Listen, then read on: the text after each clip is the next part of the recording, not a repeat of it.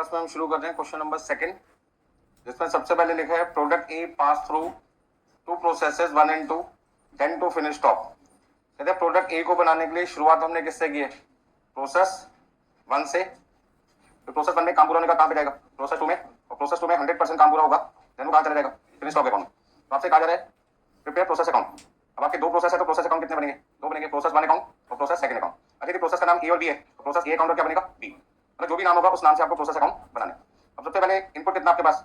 2000 unit. तो material आपने consume किया 30,000, वेजेस आपके पास है 20,000, ओवरहेड 7,200 लिखा है। अब क्वेश्चन में दिक्कत आ रही है कि ओवरहेड क्या है, लिखा नहीं है कि फैक्ट्री ओवरहेड है, ऑफिस है या सेलिंग है। तो यदि क्वेश्चन साइलेंट होगा ओवरहेड के बारे में तो आप हमेशा क्या अज्यूम करके चलेंगे? Factory overhead. तो सारा खर्चा किस नाम से रिकॉर्ड होगा? फैक्ट्री के नाम से। स्क्रैप वैल्यू क्वेश्चन में आपको दी हुई है 2 रुपए पर यूनिट। ऐसी सारी जानकारी आपको प्रोसेस 2 की भी गिवन है। तो स्टार्ट करते हैं सबसे पहले क्वेश्चन नंबर सेकंड। और आपको सबसे पहले क्या बनाना है? Process 1 account. ये चीजें आपको सारी लिखनी है, डेबिट भी और क्रेडिट भी। सबसे पहले क्या लिखना है? पर्टिकुलर्स,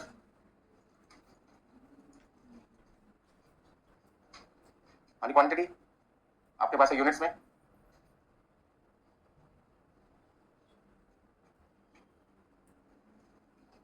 कोई दिक्कत इसमें किसी को? अब सबसे पहले आपकी स्टार्टिंग किससे होगी? मटेरियल कॉस्ट से। और मटेरियल आपने 30,000 का खरीदा कितनी यूनिट के साथ? मतलब 2,000 यूनिट आपने खरीदी है, ये कह सकते हैं कितने रुपए में? 30,000। क्योंकि मटेरियल हमेशा जब भी आप खरीदोगे कोई ना कोई फिजिकल क्वांटिटी जरूर होगी, बिना क्वांटिटी का मटेरियल खरीद ही नहीं सकते। यानी तो आपके पास आ गई लेबर कॉस्ट 20,000।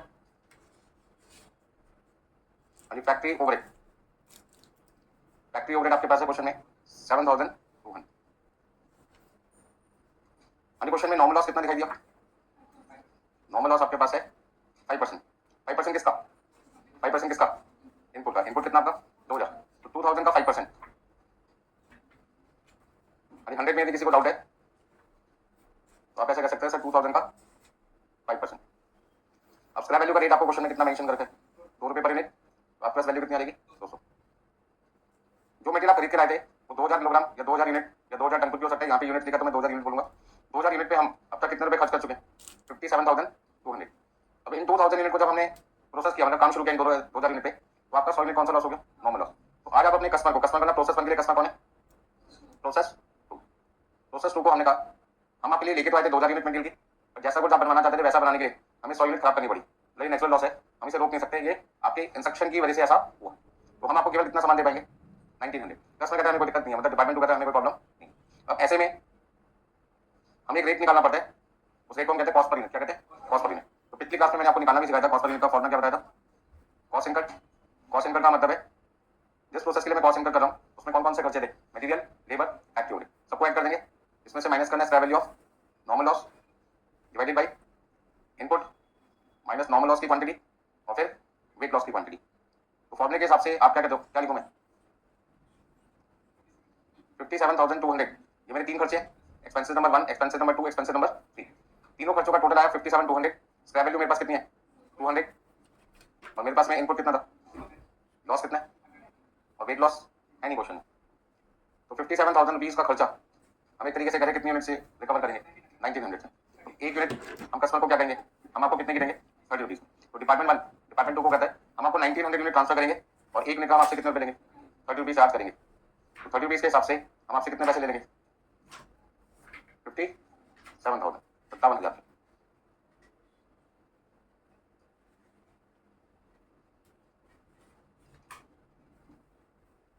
अभी कोई दिक्कत है इसमें? बहुत सिंपल क्वेश्चन है, कुछ ज्यादा कैलकुलेशन है नहीं इसमें। ओवरऑल ये चैप्टर भी बहुत आसान है, एक ही जैसा काम बार बार करना। अब प्रोसेस 1 जिनको समझ में आ गया, अगला काम उनके लिए प्रोसेस सेकंड बनाना। तो जो फर्स्ट बना चुके हैं सेकंड बनाइए। क्वेश्चन सॉल्व करने से ज्यादा टाइम किसमें लगता है? फॉर्मेट बनाने में। तो मैं काफी सारे क्वेश्चन के फॉर्मेट पहले से बना के लाया हूं आज, ताकि फॉर्मेट बनाने में टाइम वेस्ट ना हो मेरा। कोई दिक्कत इसमें किसी को?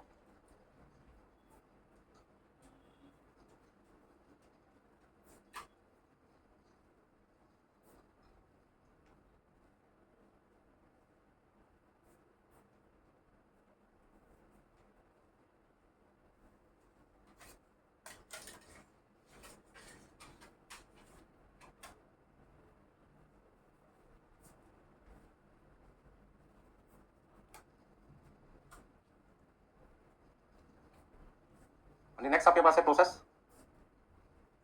सेकंड अकाउंट, आपको लिखना है डेबिट और क्रेडिट, पर्टिकुलर्स, यूनिट्स, अमाउंट, तो आपने रुपीज सिंबल से लिख दिया, यूनिट्स और आपके पास है अमाउंट। अब प्रोसेस सेकंड में काम कब शुरू होगा? जब डिपार्टमेंट 1 उन्हें 1900 यूनिट ट्रांसफर करेंगे, कितने रुपए के हिसाब से ट्रांसफर करेंगे? 30 रुपए के हिसाब से ट्रांसफर करेंगे, कितने में? 57,000। अब ये वो 1900 यूनिट है जिसपे आगे का काम किसको करना है? डिपार्टमेंट 2 को। तो डिपार्टमेंट 2 का जब आगे का काम करने के लिए मुझे फर्दर एक मटेरियल की रिक्वायरमेंट होगी। कौन सा फर्दर मटेरियल? जिससे काम को पूरा किया जा सके, ठीक है ना। सपोज करते हैं एक कॉपी पे कवर लगाना है, तो पहले कॉपी खरीदनी पड़ेगी, उस कॉपी पे क्या लगाना पड़ेगा? कवर। तो कॉपी खरीदना एक काम हो गया, कवर लगाना दूसरा काम हो गया। पहले कॉपी भी तो बनेगी, उसके ऊपर क्या लगेगा? कवर लगेगी। फिर उसके ऊपर एक स्टिकर लगाना है जिसपे बच्चा अपना नाम लिख सके, अपना नाम, अपना फोन नंबर, अपना एड्रेस, जो भी क्लास हो, ताकि यदि कभी खो भी जाए तो कोई सही बंदा यदि उसको देखे तो उसको फोन करके कहे हमारे यहाँ से रजिस्टर अपने ले जा सकते हैं, ठीक है ना। ऐसे बंदे मिलते कम है लेकिन मिल जाते हैं। चलिए नेक्स्ट पॉइंट आपके पास क्या? फिर से मटेरियल कॉस्ट लगेगी। इस बार मटेरियल कॉस्ट की क्वांटिटी लिखोगे दोबारा से 1900, क्यों नहीं लिखोगे? क्योंकि ये जो एक्स्ट्रा मटेरियल लग रहा है किस पे लग रहा है? 1900 यूनिट पे लग रहा है। जैसे मैंने कहा भी रजिस्टर पे कवर लगाने और उसी पे स्टिकर लगाना है। स्टिकर एक मटेरियल हो गया, कवर दूसरा मटेरियल हो गया, लगना किस पे? कॉपी पे लगना। तो एक कॉपी पे एक कवर लगने के बाद कॉपी 2 रहेंगी, एक रहेगी, एक रहेगी। तो स्टिकर लगाने के बाद 3 हो जाएंगी। किस मटेरियल 3 है, एक कॉपी मटेरियल है, दूसरा कवर मटेरियल है, तीसरा स्टिकर मटेरियल। लग तो किस पे रहे? कॉपी पे रहे। तो एक कॉपी पे जितना मर्जी तरीके के मटेरियल लगा लो, कॉपी तो कितनी रहेगी फाइनल? एक रहेगी ना। पहले डिपार्टमेंट में कॉपी बन रही है, दूसरे पे कवर लग रहा है, तीसरे पे स्टिकर लग रहा है। मतलब प्रोसेस होने का काम हर डिपार्टमेंट में हो रहा है, लेकिन कॉपी तो लास्ट तक कितनी रहेगी? एक रहेगी। बस समझ आ रही? तो फर्दर मटेरियल लगाने के बाद क्वांटिटी पे कोई फर्क नहीं पड़ता। क्वांटिटी पे फर्क पड़ता पिछली क्लास में बताया था, जब उनने जो 1900 यूनिट्स है उसी जैसा और सामान डिपार्टमेंट 2 में खरीदा जाए। जब मान लो डिपार्टमेंट 2 में हमने और नई कॉपी खरीद ली मार्केट से, तब आपकी नंबर ऑफ कॉपीज क्या होंगी? बड़ी। आगे देखिए कितना लिखो? 20,000। फिर आपके पास क्या? Labour cost. एग्जाम में कोई शॉर्ट फॉर्म यूज मत करना, पूरा पूरा लिखते हैं आपको। यहाँ तो बहुत सारे क्वेश्चन करते हैं इसलिए हम शॉर्ट फॉर्म यूज कर लेते हैं। 2 factory expenses 6170। Again normal loss है कितना? 10%। तो 10% हो गया 190। कैसे निकाला हमने? 1900 का 10% निकाल दिया हमने। इसका वैल्यू का कोई रेट है? 3 रुपीज, मतलब 570, 570। अब ऐसे में 1900 यूनिट पर डिपार्टमेंट 2 कहता है टोटल कॉस्ट कितनी है? 1,03,170। तो 1900 यूनिट्स पर 1,03,170 रुपीज खर्च हो चुके हैं। अब बाकी काम तो पूरा हो चुका। तो ऐसे में जब काम पूरा हो जाएगा तो नेक्स्ट प्रोसेस की जगह कुछ काम ट्रांसफर करोगे, फिनिश स्टॉक अकाउंट। कहाँ पे ट्रांसफर करोगे? फिनिश स्टॉक अकाउंट में। अब ऐसे में आपके पास कितना बैलेंस आएगा? 1710। और इसका रेट निकालना है तो फिर से क्या निकालोगे? Cost per unit.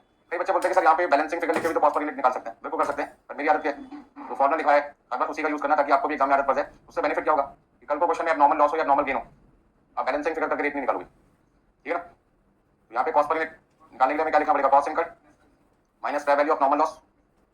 क्या करना फिर? Input minus normal loss minus weight loss. तो यदि मैं कॉस्ट इनकर्ड की बात करूं तो कॉस्ट इनकर्ड आपके पास है 1,03,170 और स्क्वायर वैल्यू आपके पास है 570। इनपुट आपके पास कितना है? 1900। नॉर्मल लॉस है 190 और वेट लॉस 0। ऐसा करने से अब बैलेंसिंग फिगर कितना आएगा? 1,02,600 डिवाइडेड बाई 1710 इक्वल टू 60 रुपए। तो हम ये कह सकते हैं एक यूनिट जो हम अगले डिपार्टमेंट को ट्रांसफर करें वो कितने में करें?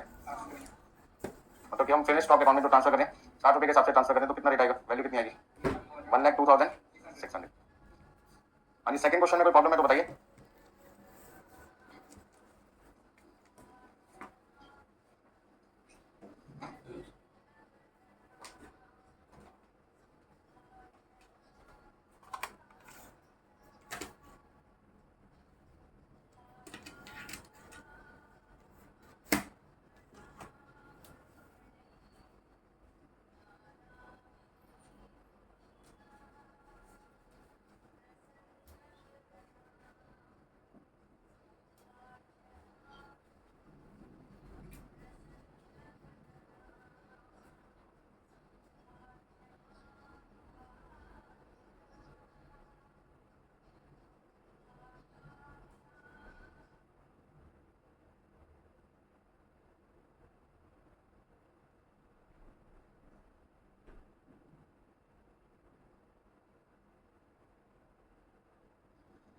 हाँ जी, कोई दिक्कत है इसमें?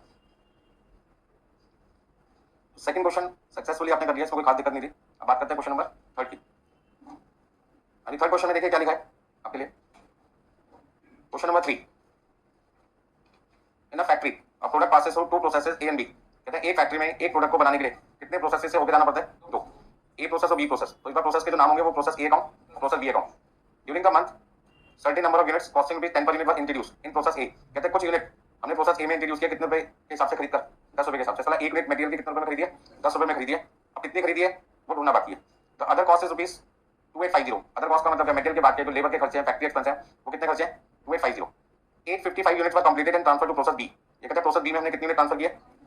855 यूनिट ट्रांसफर किए। नॉर्मल लॉस कितना मान के चलना है? 10% ऑफ इनपुट। क्वेश्चन में लिखा हुआ है स्क्रैप वैल्यू का रेट कितना है? 4 रुपए। एज्यूम करके चलिए ना तो कोई एबनॉर्मल लॉस है ना कोई एबनॉर्मल गेन है। क्वेश्चन में पहला पॉइंट है कि जो आपने काम शुरू किया, मतलब जिन क्वांटिटी पर आपने प्रोसेस ए में काम को शुरू किया वो यूनिट कितनी है, मतलब आपको इनपुट बताना है। तो इनपुट कैसे निकालते हैं? हाँ, इनपुट इक्वल टू क्या होगा?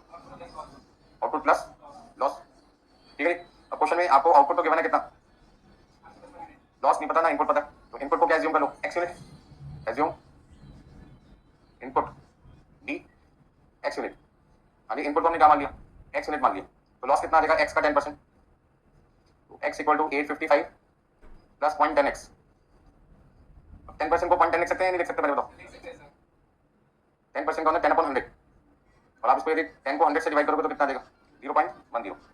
अब x में से 0.10x आपने माइनस किया तो 0.90x इक्वल टू 855। तो x आ जाएगा 855 डिवाइडेड बाई 0.90 950। तो therefore units introduce in process A equal to 950 units. हाँ, कितने यूनिट इंट्रोड्यूस किया आपने? 950 यूनिट आपने इंट्रोड्यूस किया। तो सॉल्यूशन का फर्स्ट पार्ट आपका हो चुका है। अब आपको सेकंड पार्ट में क्या करना है? प्रोसेस ए अकाउंट बनाना है। बहुत सिंपल है। तो यदि किसी क्वेश्चन में आपको आउटपुट गिवन हो और आपको इनपुट निकालने के लिए कहा जाए, कोई दिक्कत नहीं, फॉर्मुला लिखो जो लिखाया गया आपको। अब लॉस किस पे दे रखा है? इनपुट पे दे रखा है, तो इनपुट का 10% कर दो। लॉस यदि आउटपुट का 10% होता तो 855 का 10% कर देता हूँ। तो आपको एग्जाम में देखना पड़ेगा लॉस की परसेंटेज किस पे दे रखी है, इनपुट पे या आउटपुट। अच्छा, कई बार क्वेश्चन है सिर्फ लॉस की परसेंटेज दे रखी होती है 10%, ये मेंशन नहीं कर रखा कि वो इनपुट पे या आउटपुट। क्या मान के चलेंगे? इनपुट मान के चलेंगे। वेस्टेज किसकी होती है? इनपुट की। तो परसेंटेज भी किस पे निकालते हैं? इनपुट पे निकालते हैं। तो परसेंटेज नॉर्मली हम इनपुट पे निकालते हैं, इसलिए यदि क्वेश्चन में सिर्फ परसेंटेज दे रखी हो लॉस की और मेंशन हो वो परसेंटेज किस पे निकालनी है, तो बाय डिफॉल्ट किस पे लेके चलना है? इनपुट पर। ठीक है ना भाई? तो आंसर नंबर 1 में किसी भी स्टूडेंट को कोई डाउट है मुझसे पूछ सकते हैं। आप ये कह सकते हैं प्रोसेस ए में जब काम की शुरुआत की गई तो कितना मटेरियल खरीद के शुरुआत की गई? 950 यूनिट। तो क्वेश्चन में पहला पॉइंट आपसे ये पूछे थे कितनी यूनिट पे काम शुरू किया गया प्रोसेस ए अकाउंट में, तो हमारा आंसर है 950 यूनिट। अब आपको क्या बनाना है? प्रोसेस ए अकाउंट बनाना है। बनाइए बराबर से।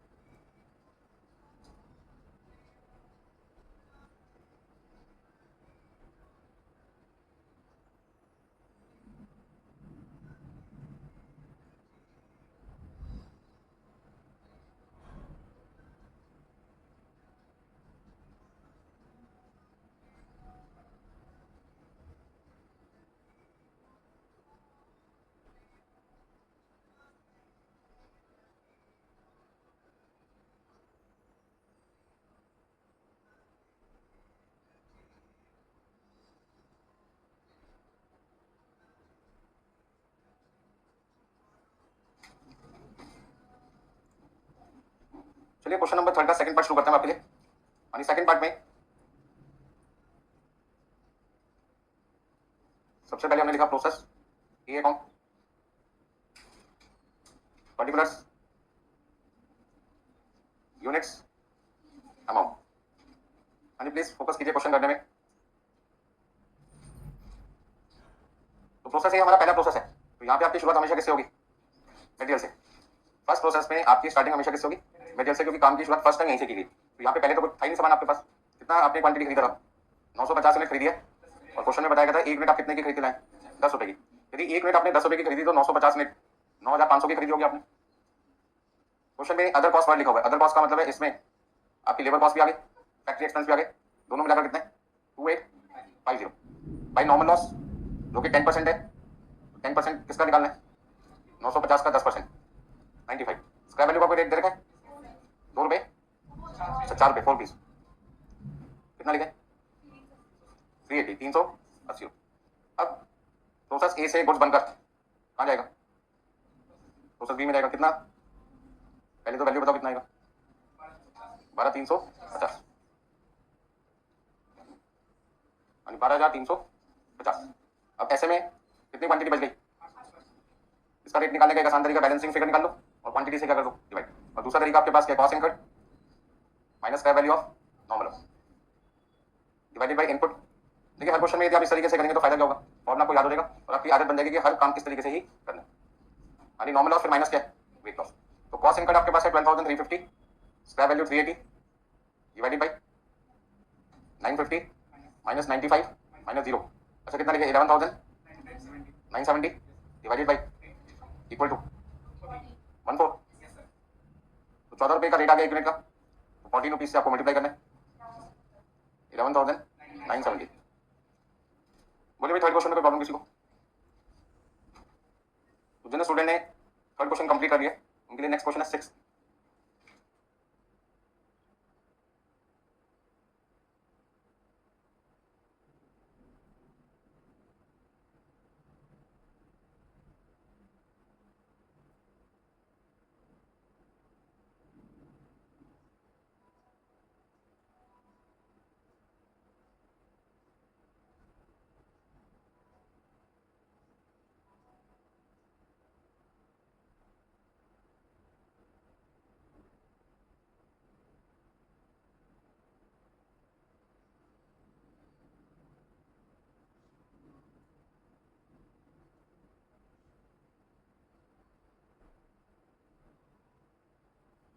ठीक है, अगला क्वेश्चन आपके सामने है 6 क्वेश्चन नंबर। और क्वेश्चन नंबर 6 एक अच्छा क्वेश्चन एग्जाम के लिए।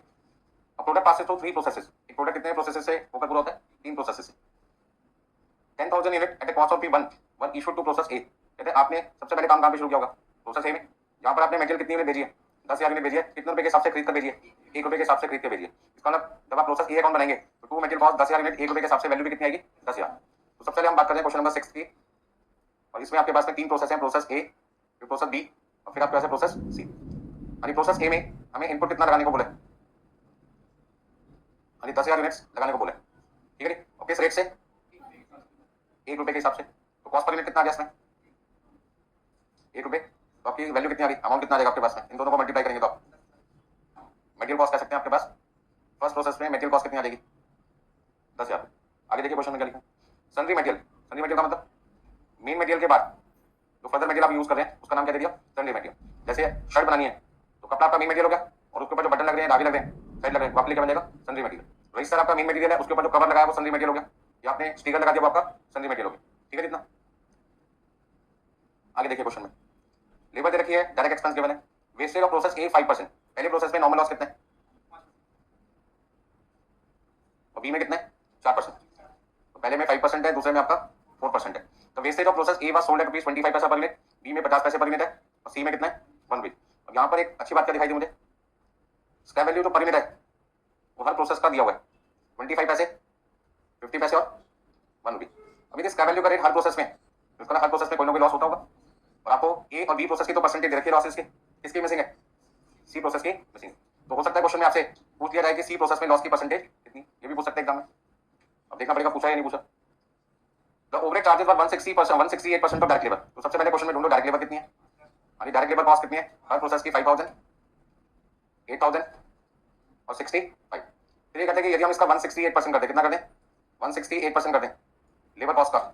लेबर कॉस्ट का यदि 168% कर दें तो हमारे पास क्या आ जाएगा, ओवरहेड आ जाएगा। कौन सा ओवरहेड, फैक्ट्री ओवरहेड। बताइए कितना कितना आएगा, 5,000 का 168%, 8,400, 13,440 और कितना लिखूं बताओ, 10,920, 10,920। चलिए अब लास्ट के जो 2 लाइन से हमको बड़े ध्यान से पढ़ना है, यहाँ तक तो सिंपल था सब कुछ। The final product was sold at ₹10 per unit fetching a profit 20% on sale. कहते जो फाइनल प्रोडक्ट है, फाइनल प्रोडक्ट कब तैयार होगा, ए के बाद, बी के बाद या सी प्रोसेस के बाद, बोलो सी प्रोसेस के बाद। फाइनल का मतलब फिनिश प्रोडक्ट, फिनिश प्रोडक्ट का मतलब after all processes. After all processes का मतलब सी प्रोसेस में जो प्रोडक्ट आपका आउटपुट बना होगा वो फाइनल प्रोडक्ट होगा और वो मार्केट में कितने का बेचो, 10 का। तो सी प्रोसेस की सेलिंग प्राइस पर यूनिट, तो सी प्रोसेस में हम 1 यूनिट बेच रहे हैं, बनने के बाद वो कितने में बेच रहे हैं, 10। और वहां पे हमारा प्रॉफिट पर यूनिट कितना है, 10 रुपए का 20%। मतलब सी प्रोसेस में जो गुड बना होगा उसकी 1 यूनिट बनाने की कितनी आएगी, कॉस्ट पर यूनिट कितनी आएगी, कॉस्ट पर यूनिट कितनी आएगी, 8। और कॉस्ट पर यूनिट निकालने का फॉर्मूला आपको याद ही होगा, cost incurred minus square value of normal loss divided by input minus normal loss minus weight loss. इसका मतलब इस फॉर्मूले से जो रेट निकलेगा वो रेट बराबर होना चाहिए किसके, 8 रुपये। कॉस्ट पर यूनिट निकालने का ये फॉर्मूला है, और दूसरा फॉर्मूला क्या होता है, कॉस्ट पर यूनिट निकालने का दूसरा फॉर्मूला क्या होता है, selling price minus profit. Cost equal to क्या, सेल माइनस प्रॉफिट कर दो, या इस वाले फॉर्मूले से निकाल दो। आप कह सकते हैं कॉस्ट पर यूनिट निकालने के लिए इस क्वेश्चन में हमारे पास कितने फॉर्मूले हो गए, 2 हो गए। दोनों फॉर्मूले को इक्वल करके हमें कुछ ना कुछ मिलेगा। क्या मिलेगा, क्या मिलेगा हमें, नॉर्मल लॉस मिलेगा। क्या मिलेगा, नॉर्मल लॉस। किसका, प्रोसेस सी का। तो ये बात अभी धीरे धीरे आपको समझ में आ जाएगी जब आप सी प्रोसेस पे पहुंचेंगे। तो अभी तो मैं बस आपको ये बता रहा हूँ कि क्वेश्चन के लास्ट में जो 10 रुपए सेलिंग प्राइस और 2 रुपए प्रॉफिट के बारे में जानकारी दे रखी थी, वो क्यों दे रखी थी, ताकि 10 रुपए में से 2 रुपए माइनस करके जो 8 रुपए कॉस्ट पर यूनिट आएगी, वो 8 रुपए आप इस फॉर्मूले के इक्वल रख सकें, ताकि इस फॉर्मूले में जो भी चीज मिसिंग होगी वो आपकी आ जाएगी। ठीक है ना। और फॉर्मूले में आपको क्या लगता है क्या चीज मिसिंग होगी, नॉर्मल लॉस मिसिंग होगी, जिसकी परसेंटेज भी मिसिंग है। यदि क्वांटिटी मिल जाए तो परसेंटेज निकालेंगे, परसेंटेज दे रखी होगी तो क्वांटिटी निकालेंगे, कोई ना कोई चीज तो मिसिंग है। तो आप पहले इतना सबको नोट कीजिए।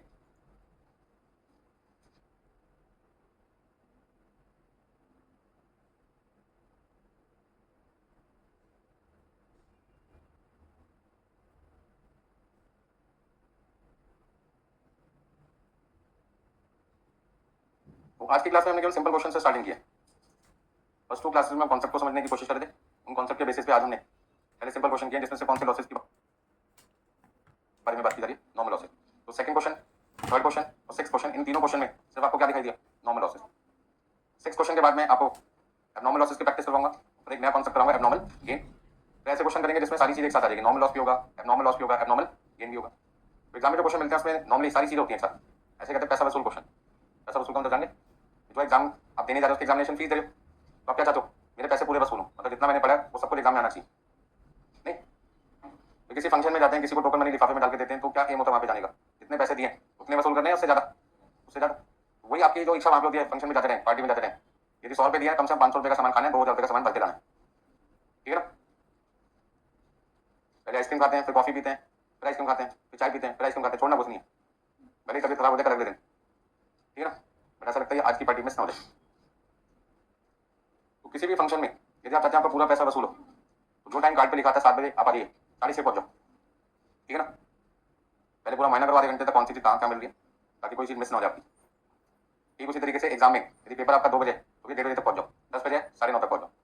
कई बच्चे बिल्कुल लेट लतीफ होते हैं, पेपर स्टार्ट होने के बाद या ऑन द स्पॉट ही पहुंचते हैं, तो हर बार आपने काफी सारी चीजों को पढ़नी बात है क्वेश्चन पेपर की। तो बिल्कुल अपने आपको नॉर्मल रखें, बीपी आपका नॉर्मल होना चाहिए। ठीक है ना। इतना तो सारे पॉइंट समझ में आ गए, ए बी और सी। दिक्कत कहाँ पे आएगी इस क्वेश्चन में, सी प्रोसेस में। तो जब हम सी पे आएंगे तब किताब देखेंगे, अभी तो जिनके आराम से चल रही है कहाँ पर, ए और बी प्रोसेस में। तो पहला प्रोसेस अब इस क्वेश्चन में हम कौन सा बनाने वाले हैं, ए प्रोसेस। तो सॉल्यूशन में सबसे पहले मैंने क्या लिखा, डेबिट और क्रेडिट, और सेंटर में लिख दिया प्रोसेस ए अकाउंट। आपने यहाँ पे लिखा पर्टिकुलर्स, यूनिट्स,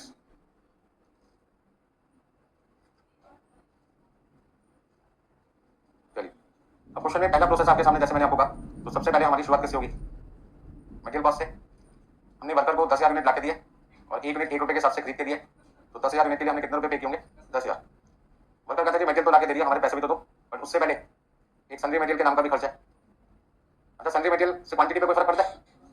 अब ऐसे समझो आपने रजिस्टर खरीदा, वो आपका मेन मटेरियल हो गया, उस पर स्टिकर चिपका दिया, स्टिकर से क्या नंबर ऑफ रजिस्टर 2 जाएंगे, यही रहेगा। अच्छा, आपने एक मोबाइल खरीदा, उस पर स्क्रीन गार्ड लगा दिया, कितने मोबाइल हो गए, एक ही रहेगा। किसी को लगता है 2 गए, तो ये 2 स्क्रीन गार्ड लगा दो, 3 मोबाइल हो जाएंगे, ऐसा नहीं होगा ना, कितने रहेंगे, एक रहेगा। तो उसने कवर भी लगा दिया, शॉक प्रूफ, जैसा नॉर्मल हो गया, तो कितने मोबाइल हो गए, 3, यही रहेगा, एक ही रहेगा। तो कहने का मतलब है एक मोबाइल पर जितनी मर्जी चीजें लगाते रहो, फाइनल मोबाइल तो क्या रहेगा, एक रहेगा, लेकिन उससे खर्चे क्या करेंगे, बढ़ते रहेंगे।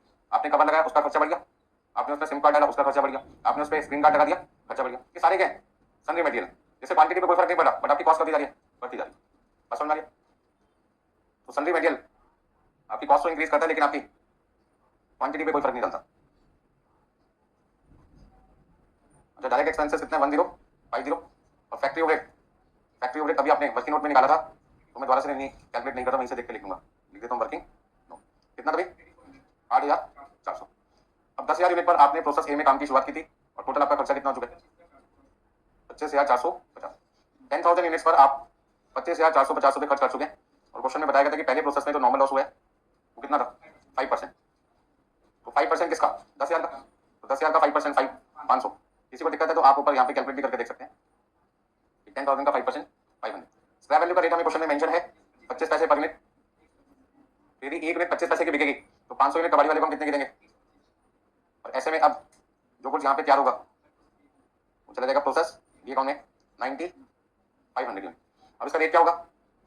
एक तरीका तो है कि मैं बैलेंसिंग फिगर निकाल दूं और सीधा सीधा 9500 से क्या कर दूं, डिवाइड। दूसरा हम लिखेंगे cost per unit equal to cost incurred minus fair value of normal loss divided by input minus normal loss minus weight loss. कोई दिक्कत इसमें किसी को? अब आपने खर्चा कितना किया 10,000 यूनिट पे? 25,450। स्क्रैप वैल्यू 125 है, इनपुट आपके पास है 10,000, नॉर्मल लॉस 500, वेट लॉस 0।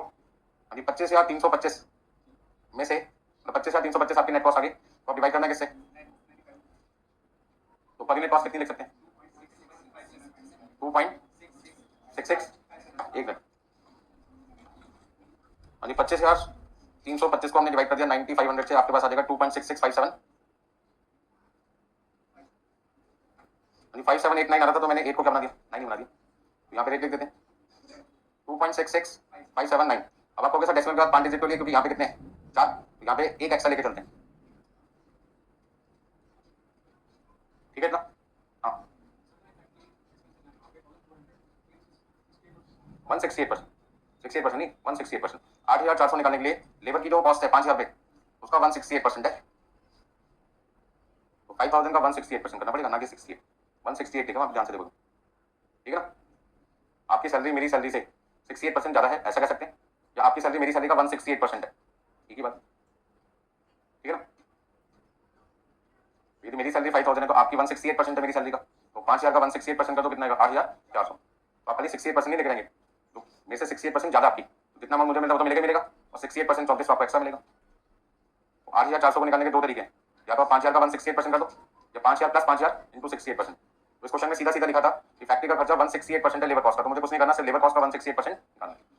बोलिए भाई यहाँ पे कितना लिखूँ आप? 25,325। अच्छा डेसिमल के बाद इतने सारे डिजिट हम को लिखते हैं, इसकी वजह मैंने लास्ट क्लास में भी आपको बताई थी। क्या बताया था? यदि आप कम डिजिट लिखते हैं यहाँ पर और बाद में उसको इससे मल्टीप्लाई करेंगे, जो वैल्यू आपकी यहाँ पे बैलेंसिंग फिगर आती है वो मैच नहीं करेगी, या तो उससे अमाउंट ज्यादा आ जाएगा या उससे अमाउंट कम आ जाएगा, और इनसे जो बर्दाश्त नहीं कर सकता कि आप प्रोसेस अकाउंट भी टैली नहीं कर पाए, ठीक है ना? किसी को अकाउंट नहीं बनाना था वो तो सही बात है, उसको मैच नहीं करना था, और आपकी एक्सपर्ट नॉलेज इसमें। यानी प्रोसेस ए अकाउंट बनने के बाद अगला कौन सा प्रोसेस बनाना है आपको? प्रोसेस बी बनाना। यहाँ तक सबका काम पूरा हो गया? बोलिए भाई। हाँ जी, आपको बनाना है प्रोसेस बी अकाउंट। लिखा आपने डेबिट और क्रेडिट, पर्टिकुलर्स, फिर क्या लिखा?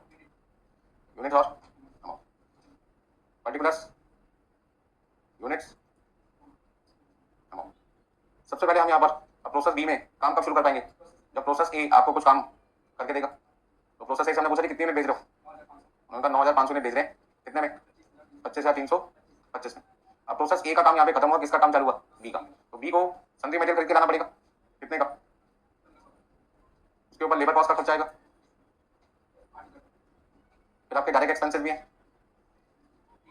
1188, और उसके बाद में फैक्ट्री एक्सपेंस का भी खर्चा है 13,440। 9500 क्वांटिटी पर काम शुरू किया है डिपार्टमेंट बी ने। डिपार्टमेंट बी से यदि पूछा जाए आपने कितनी यूनिट पे काम शुरू किया तो क्या कहेंगे? 9,500 यूनिट पे हमने काम शुरू किया, और ये सारा खर्चा हमारे डिपार्टमेंट में हुआ कितना? टोटल कॉस्ट कितनी है? 53। यानी 9500 यूनिट्स पर 49,453 रुपीज का खर्चा हो चुका है। अब इसमें कौन सा लॉस है? कितने परसेंट है? 4%। अब 4% कितना आएगा 9500 का? 9,500 का 4% आप निकालो 380, और स्क्रैप रेट हमें क्वेश्चन में बताया हुआ कितना? 50 पैसे पर यूनिट, मतलब कि 190। प्रोसेस बी में काम पूरा होने के बाद प्रोसेस बी इस सामान को किसको देगा? सी को देगा। कितना देगा? 9120। 9120 कैसे निकाला?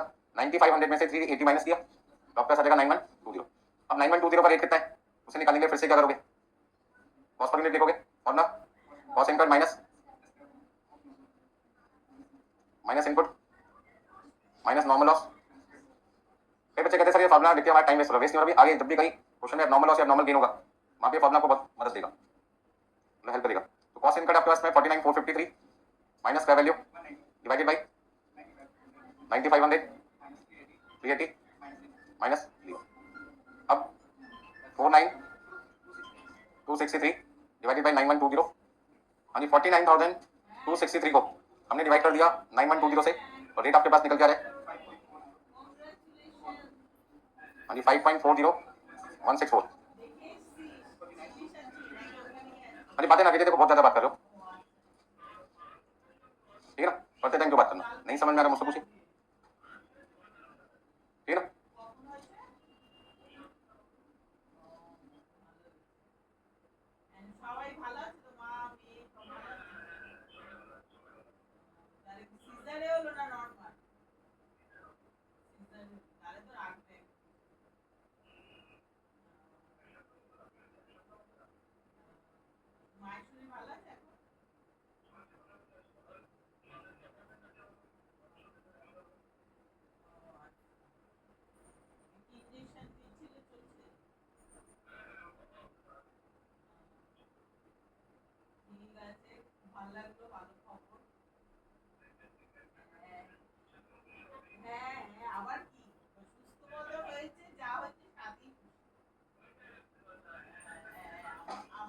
हाँ जी, प्रोसेस बी अकाउंट में कोई दिक्कत किसी को, प्रोसेस बी तक काम पूरा हो चुका सबका, आगे देखिए। हाँ जी, प्रोसेस बी के बाद मेन क्वेश्चन यहाँ पे किसके लिए, सी के लिए। तो आप यहाँ पे लिखिए फटाफट से प्रोसेस सी अकाउंट। सबसे पहले आपको लिखना है particulars, units, amount, amount. Process C में सबसे पहले काम की शुरुआत कब होगी, जब प्रोसेस सी में गुड्स कहां से बन जाएगा, प्रोसेस बी से। 9120 यूनिट बन गया कितने में, 49263, 49,263। अब सी डिपार्टमेंट कहता है हमने भी तो कुछ काम किया होगा, तो हम भी सन्डे मटेरियल खरीदेंगे, वर्कर को लेबर कॉस्ट पे करते हैं, डायरेक्ट एक्सपेंसेस, फैक्ट्री एक्सपेंसेस। 1480, 6500, 1605 और 10,920। 10,920 कैसे निकाला था आपको याद होगा, 6500 का 168%, यदि कोई भूल जाए तो। अब 9120 यूनिट्स पर डिपार्टमेंट सी कितने रुपए खर्च कर चुका टोटल, 969, मतलब 6976, 9120 6976, ठीक है ना। आपको यहाँ पे क्या लिखना भाई, नॉर्मल लॉस। हर क्वेश्चन में परसेंटेज होती है नॉर्मल लॉस की, और इस क्वेश्चन में भी आपको 2 बार परसेंटेज दे रखी थी, ए प्रोसेस में 5% था, बी प्रोसेस में 4% था। अब सी प्रोसेस की यदि परसेंटेज पता चल जाए तो मैं आगे क्वेश्चन सॉल्व कर पा सकता हूँ, लेकिन क्यों नहीं कर पाऊंगा, क्योंकि नॉर्मल लॉस की परसेंटेज ही क्वेश्चन में पूछी आपसे, देखना लास्ट में find the percentage of wastage in process C. वैसे ही मैं काम करते हैं assume normal loss in process C be x%, यानी अजम्पशन हमने क्या ले लिया, एज्यूम क्या करें, normal loss in process C be x%। हमने मान लिया कि प्रोसेस सी में लॉस की परसेंटेज कितनी है, x% है। अब यदि यहाँ पे लॉस x% है तो यहाँ पे यूनिट कैसे निकालोगे, 9120 इंटू x%, एक तरीका तो ये। दूसरा तरीका मेरे पास क्या है, दूसरा तरीका कि मैं अजम्पशन में नॉर्मल लॉस की परसेंटेज को x का मान के नॉर्मल लॉस की यूनिट को क्या मान लो, x मान लो, वो ज्यादा आसान लग रहा है मुझे तरीका। तो assume normal loss in process C be, percentage की जगह क्या ले लो, कैलकुलेशन थोड़ी क्या हो जाएगी, आसान हो जाएगी। तो हमने कहा x% की जगह हम क्या मान रहे हैं, ये नुकसान कितना हुआ है, x यूनिट का हुआ है। दोनों से निकाल सकते हैं अपना आंसर, बट हमारे लिए ज्यादा आसान क्या लग रहा है, यूनिट्स को क्या मान लिया, x मान लिया। तो यदि यूनिट्स को x मान लेंगे और आपके पास स्क्रैप का रेट 1 रुपये पर यूनिट है, तो x को 1 से मल्टीप्लाई करेंगे तो कितना आएगा, x रुपीज हो जाएगा। पहले x क्वांटिटी है, बाद में x रुपीज है, ठीक है ना। x क्वांटिटी को 1 रुपये से मल्टीप्लाई करेंगे तो x into rupee 1 equal to क्या आ जाएगा, रुपीज x आ जाएगा, ठीक है ना। अब 9120 में से ये कुछ कहाँ पे जाता है, फिनिश स्टॉक अकाउंट, कितना जाएगा 9120 माइनस x, और उसकी कॉस्ट कितनी होगी, उसकी कॉस्ट कितनी होगी 69,768 माइनस x होगा। अच्छा रेट कैसे निकालते हैं यहाँ पे, कॉस्ट पर यूनिट कैसे निकालोगे, तो कॉस्ट पर यूनिट निकालने के लिए ये आपकी कॉस्ट है और ये आपकी यूनिट्स है। तो कॉस्ट पर यूनिट निकालने के लिए कॉस्ट से क्या कर दो, यानी कॉस्ट को क्वांटिटी से डिवाइड कर दो तो कॉस्ट पर यूनिट आ जाएगा। और कॉस्ट पर यूनिट हमें इस क्वेश्चन में पहले से कितना दे रखा है, 8 रुपये दे रखा है ना, 10 रुपये सेलिंग प्राइस है, 2 रुपये प्रॉफिट है, तो कॉस्ट पर यूनिट कितना है 8 रुपये। तो यहाँ पे आपका अगला स्टेप क्या होगा, therefore cost per unit equal to 8 equal to 69768 minus x divided by 9120 minus x। Solve कर लो, यदि हम सॉल्व करते हैं तो क्रॉस मल्टीप्लाई करना पड़ेगा आपको, क्रॉस मल्टीप्लाई करते हैं तो क्या आएगा, 9120 minus x into 8 equal to 69768 minus x into 1। फिर बच्चे कहते हैं सर 1 से क्या मल्टीप्लाई करना, डायरेक्ट भी लिख सकते हैं। तो अब आप यदि 8 से मल्टीप्लाई करेंगे 9120 को 8 से मल्टीप्लाई कीजिए, 9120 मल्टीप्लाई बाई 8 कितना लिखूं, 72960 minus 8x equal to 69768 minus x। अभी काम करते हैं माइनस 8x और ये प्लस x होगा, माइनस 8x को लेफ्ट हैंड साइड पे रहने दिया, x को राइट हैंड साइड से कहां पे ले, लेफ्ट हैंड साइड पे, यानी 69768 minus 72960 minus 7x equal to कितना आ जाएगा 3192, लेकिन साइन कौन सा है, अब माइनस से माइनस क्या होगा, ये वाला माइनस इस वाले माइनस से क्या हो गया कैंसिल हो गया, तो x की वैल्यू कितनी लिख सकते हैं आप 3192 divided by 7 equal to 456 456 unit. हम कह सकते हैं नॉर्मल लॉस कितनी यूनिट आ गई 456 आ गई। क्या आपका आंसर 456 माना है? क्या क्वेश्चन में आपसे 456 यूनिट का आंसर मांगे? नहीं, आपसे क्या मांगे परसेंटेज मांगी ना कि यूनिट्स मांगी।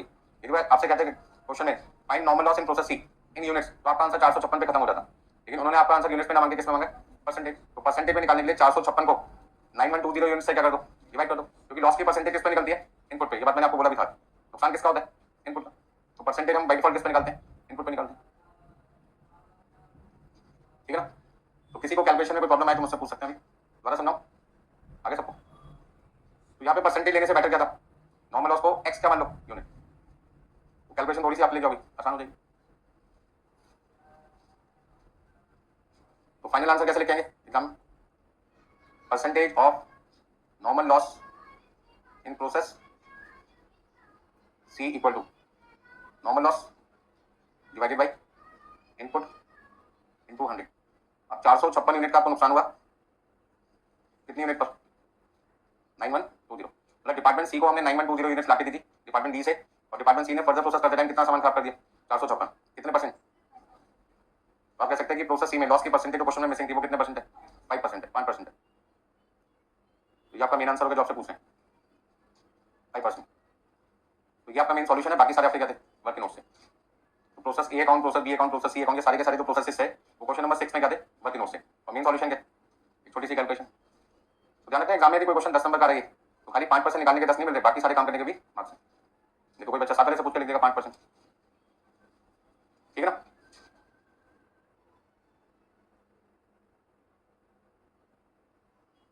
पहले प्रोसेस सी में किसी बच्चे को कोई डाउट है मुझसे पूछ सकते हैं।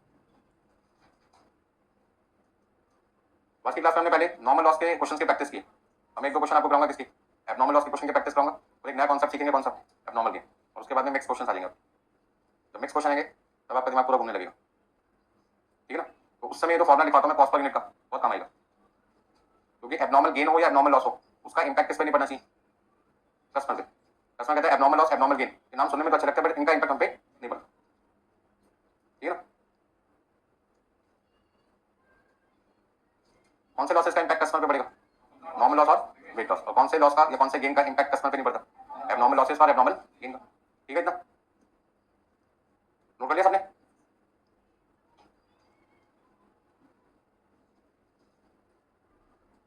फाइनल आंसर लिख लिया सबने।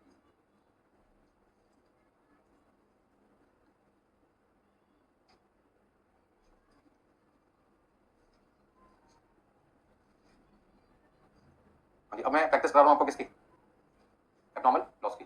पिछली क्लास में हमने लॉस का पॉइंट सीखा था, कुछ जनरल एंट्री भी आपको लिखवाई थी मैंने, आज वो एक तरीके से रिवीजन हो जाएगी आपको सारी की सारी। सबसे पहले आपसे आज की क्लास में एग्जांपल बनाना है, उसमें आपको क्या क्या बनाना है, प्रिपेयर प्रोसेस ए अकाउंट, और दूसरा आपको बनाना है एबनॉर्मल लॉस अकाउंट, यानी दो चीजें आपको बनानी है, प्रोसेस ए अकाउंट और दूसरा आपके पास एबनॉर्मल लॉस।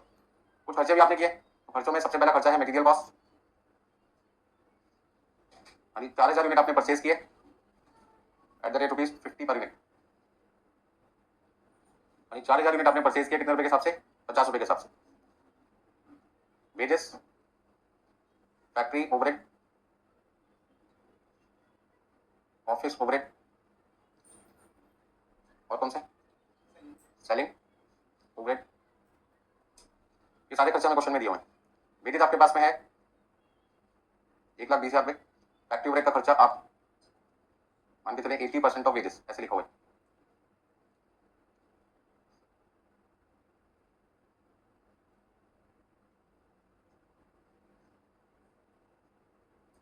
ये सारी जानकारी हमें क्वेश्चन में दे रखी है। लिखा आपके पास में normal loss 10% of input, scrap value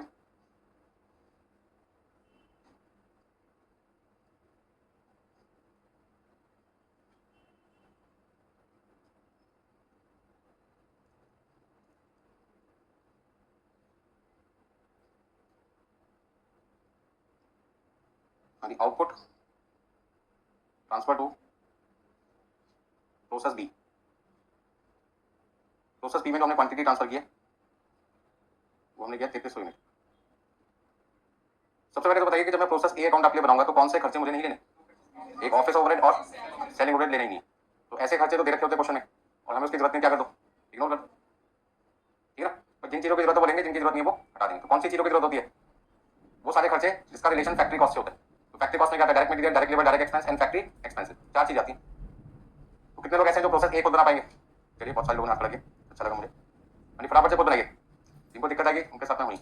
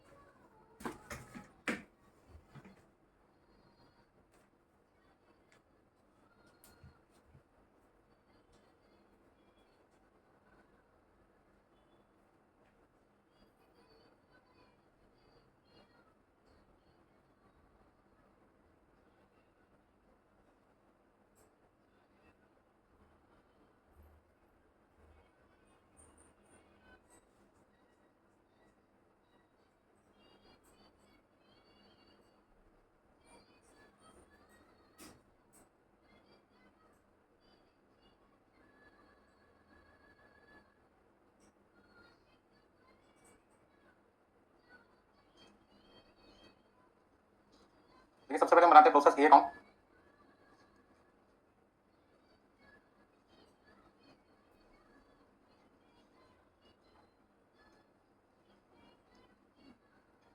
आपने लिखा particulars, units, amount, process A account.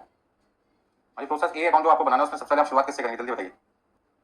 पहले मटेरियल कॉस्ट लेंगे, मटेरियल कितना है, 4000 यूनिट है और एक यूनिट आपको कितने की मिली है, 50 रुपए की आपने खरीदी, मतलब कि 2 लाख रुपए का मटेरियल आपने वर्कर को लाके दिया डिपार्टमेंट ए में। और लेबर कॉस्ट कितनी है, डायरेक्ट लेबर 1,20,000। फिर आपका फैक्ट्री एक्सपेंस कितना है, 1,20,000 का 80% 96,000। सबसे पहले हमें क्वेश्चन में ना तो ऑफिस ओवरहेड से कोई लेना देना और ना ही सेलिंग ओवरहेड से, क्योंकि दोनों खर्चे फैक्ट्री कॉस्ट निकालने के बाद आते हैं, जिनका प्रोसेस अकाउंट से कोई कनेक्शन नहीं है, क्योंकि प्रोसेस अकाउंट में हम कौन सी कॉस्ट कंप्यूट करते हैं, फैक्ट्री कॉस्ट, ठीक है। तो यदि आपसे पूछे प्रोसेस अकाउंट कौन सी कॉस्ट कैलकुलेट करता है आपके लिए, फैक्ट्री कॉस्ट, तो भाई क्या लिखेंगे आप, नॉर्मल लॉस कितने परसेंट है, 10%। किसका, इनपुट का, तो 4,000 का 10%, 400 यूनिट। स्क्रैप का कोई रेट है 20 रुपए पर यूनिट के हिसाब से 8,000 रुपये स्क्रैप वैल्यू आपको मिल गया। फिर वेट लॉस भी है, 100 यूनिट है। स्क्रैप का रेट कोई होता है, नहीं होता। क्यों नहीं होता, क्योंकि लॉस जब होने के बाद विजिबल ही नहीं होगा, इनविजिबल होगा, तो किसी भी इनविजिबल चीज को बेचना पॉसिबल नहीं है। हाँ जी भाई, प्रोसेस ए से गुड बनकर कहाँ जाएगा, प्रोसेस बी में जाएगा कितना। अब 4,000 में से 4,000 यूनिट में से 400 नॉर्मल लॉस है, 100 वेट लॉस है, तो 500 यूनिट का लॉस आपने एक्सपेक्ट किया था, सोच के रखा हुआ था कि होगा। आउट ऑफ 4,000 यदि 500 यूनिट का लॉस आप पहले से सोच के चल रहे होगा, तो आपका आउटपुट कितना होना चाहिए था, 3,500। मतलब आपकी एक्सपेक्टेड आउटपुट कितना है, 35, जबकि एक्चुअल आउटपुट कितना है। तो सबसे पहले थोड़ा सा कॉन्सेप्ट को और क्लियर करने के लिए मैंने क्या किया, एक्सपेक्टेड आउटपुट निकाला। एक्सपेक्टेड आउटपुट का मतलब है वो क्वांटिटी जो बननी चाहिए हमारे हिसाब से, जो हम सोचे चलते हैं। तो इनपुट में से नॉर्मल लॉस और क्या माइनस करो, वेट लॉस। मतलब कि 4,000 यूनिट इंट्रोड्यूस की थी, जिसमें से 400 कितना माइनस करो, 100, तो आपके पास कितना आएगा। डिपार्टमेंट ए ने डिपार्टमेंट बी को क्या कहा था, हम आपके लिए कितना सामान बनाएंगे, 3500 बनाएंगे। लेकिन हमारे वर्कर जो है या हमारी मैनेजमेंट की जो पॉलिसी है, हो सकता है उसमें कोई डिफेक्टिव काम हो गया, जिसकी वजह से आउटपुट आपकी 3500 से घटकर कितनी हो गई, 3300 यूनिट हो गई। अब 3500 में 3300 कम है, ज्यादा है, कम है, तो कितनी यूनिट कम है, तो 200 यूनिट आपकी कम बनी है। कम बनी का मतलब नुकसान क्या हो गया, ज्यादा हो गया। तो आप इसे कह सकते हैं एबनॉर्मल लॉस। एबनॉर्मल लॉस का पता कब चलता है? जब आपकी एक्सपेक्टेड आउटपुट ज्यादा होती है किससे? एक्चुअल आउटपुट से। तो इन दोनों का जो डिफरेंस होता है वो आपके कौन सा लॉस होता है? Abnormal loss. तो इस क्वेश्चन के अंदर आपके पास एबनॉर्मल लॉस आ गया कितना? 200 यूनिट। तो हमने यहाँ पे लिखा बाई एबनॉर्मल लॉस 200 यूनिट। अब यहाँ पे रेट चाहिए होता है। तो मैंने पिछली क्लास में बताया था कि जो रेट होता है वो दोनों क्या होते हैं? सेम होते हैं। जो रेट एबनॉर्मल लॉस होगा वही रेट किसका होगा? प्रोसेस बी का। क्योंकि सामान जाना था 3500, ज्यादा कितना है? 3300। तो 200 यूनिट कम गई। तो सबसे पहले ये सारे पांच लिख लो, तो ज्यादा मुश्किल नहीं है इसमें। कॉस्ट पर यूनिट निकालो, और जो कॉस्ट पर यूनिट निकालोगे वही रेट प्रोसेस बी में लिखना है, वही रेट कहां पे लिखना है? एबनॉर्मल लॉस में। तो यदि आपसे कोई पूछे कि प्रोसेस अकाउंट के अंदर एबनॉर्मल लॉस के आगे कौन सा रेट आता है, तो आप यहाँ पे एट द रेट का लिख दो, कॉस्ट पर यूनिट। कभी गलती नहीं होगी, ठीक है ना? रात को गहरी नींद में सो रहे हैं, 2 थप्पड़ मार के मैंने आपको उठाया, मैंने कहा एबनॉर्मल लॉस में क्या रेट आएगा? क्या बोलना है? Cost per unit. एग्जाम्पल को समझो कि कोई भी बंदा कितने बेहोशी में क्यों ना, और जब वो आंसर देगा तो उसको सिर्फ क्या बोलना है कि प्रोसेस अकाउंट में एबनॉर्मल लॉस और प्रोसेस बी के नाम से जो भी हमें क्वांटिटी लिखनी है उसको किस रेट से मल्टीप्लाई करना है? Cost per unit. और ये कॉन्सेप्ट मैं लास्ट क्लास में आपको बता चुका हूं, ऐसा क्यों करते हैं। इतना समझ में आ गया सबको? तो अब आपको समझ में आ गया कॉस्ट पर यूनिट की इंपॉर्टेंस कब ज्यादा होती है। अब बैलेंसिंग फिगर से मत निकाल देना। कई बच्चे पहले जो 3 क्वेश्चन थे, क्वेश्चन 2, 3, 6, वहां पे किससे काम करे थे? Balancing figure. इसलिए मैंने वहां पे मना किया था हर बार किससे काम करो? फॉर्मूला लिख के, ठीक है ना? ये सारे पॉइंट नोट कर लिए सबने? जल्दी बताओ यार। तो अब मुझे अगला काम क्या करना है? कॉस्ट पर यूनिट निकालना है। स्पीड बढ़ाओ अपनी स्पीड। यदि आराम आराम से करोगे 40, 50, 60 का मैक्सिमम पेपर होगा। 40 का करोगे तो 40 नहीं आएंगे, 60 का करोगे तो 60 नहीं आएंगे, कम ही आते हैं। नेक्स्ट आपके पास में सबसे पहले हमें क्या निकालना है? Cost per unit. फॉर्मूला बताओ जल्दी से। Cost incurred minus scrap value of normal loss divided by input minus normal loss minus weight loss. एक तरीके से आप देखो, input minus normal loss minus weight loss को मैंने एक नाम दिया था। क्या नाम दिया था? कोई बता सकते हो? अरे होश में हो या सो गए? अभी तो बताया थोड़ी देर पहले। क्या नाम दिया था मैंने? इन तीनों के डिफरेंस को क्या नाम दिया था? अरे अभी तो लिखा था इससे पहले मैंने। क्या लिखा था? एक्सपेक्टेड आउटपुट या एक्चुअल आउटपुट? इससे पता चलता है बच्चे इतना ध्यान से सुनने और लिखने। मैंने कहा समझ में आ गया था आपने? हाँ। मैंने कहा लिख लिया कहते हाँ ना, आपको समझ में आया ना, आपने लिखा। इसका मतलब तो ये हुआ एक्सपेक्टेड आउटपुट का मतलब होता है कि जो लॉस हम सोच के चले थे उतने यदि लॉस होता तो हमारा सामान कितना बन जाता। जैसा हम सोच रहे हैं यदि वैसे ही लॉस होता तो आज हमारी कितनी आउटपुट होती। तो हमने वर्कर को सामान कितना ला के दिया था? 4000। उसमें से 400 का नॉर्मल लॉस और 100 का यदि वेट लॉस हम सोच के चल रहे हैं, एक्सपेक्ट करके चल रहे हैं, तो इतना नुकसान जितना हमने सोचा है उतना ही होता। तो आज हमारा आउटपुट कितना बनता? 4000 माइनस 400 माइनस 100 इक्वल टू 3500। तो 3500 क्वांटिटी बननी थी क्योंकि हम ऐसे ही सोचे चल रहे थे। तो एक्सपेक्टेड का मतलब तो सोच आपकी, ठीक है ना? एग्जाम में जाने से पहले कौन सा चैप्टर में से क्वेश्चन आएगा, कौन सा नहीं आएगा, एक्सपेक्टेड होता है। इस चैप्टर में से आएगा, चैप्टर में से नहीं आएगा, ठीक है ना?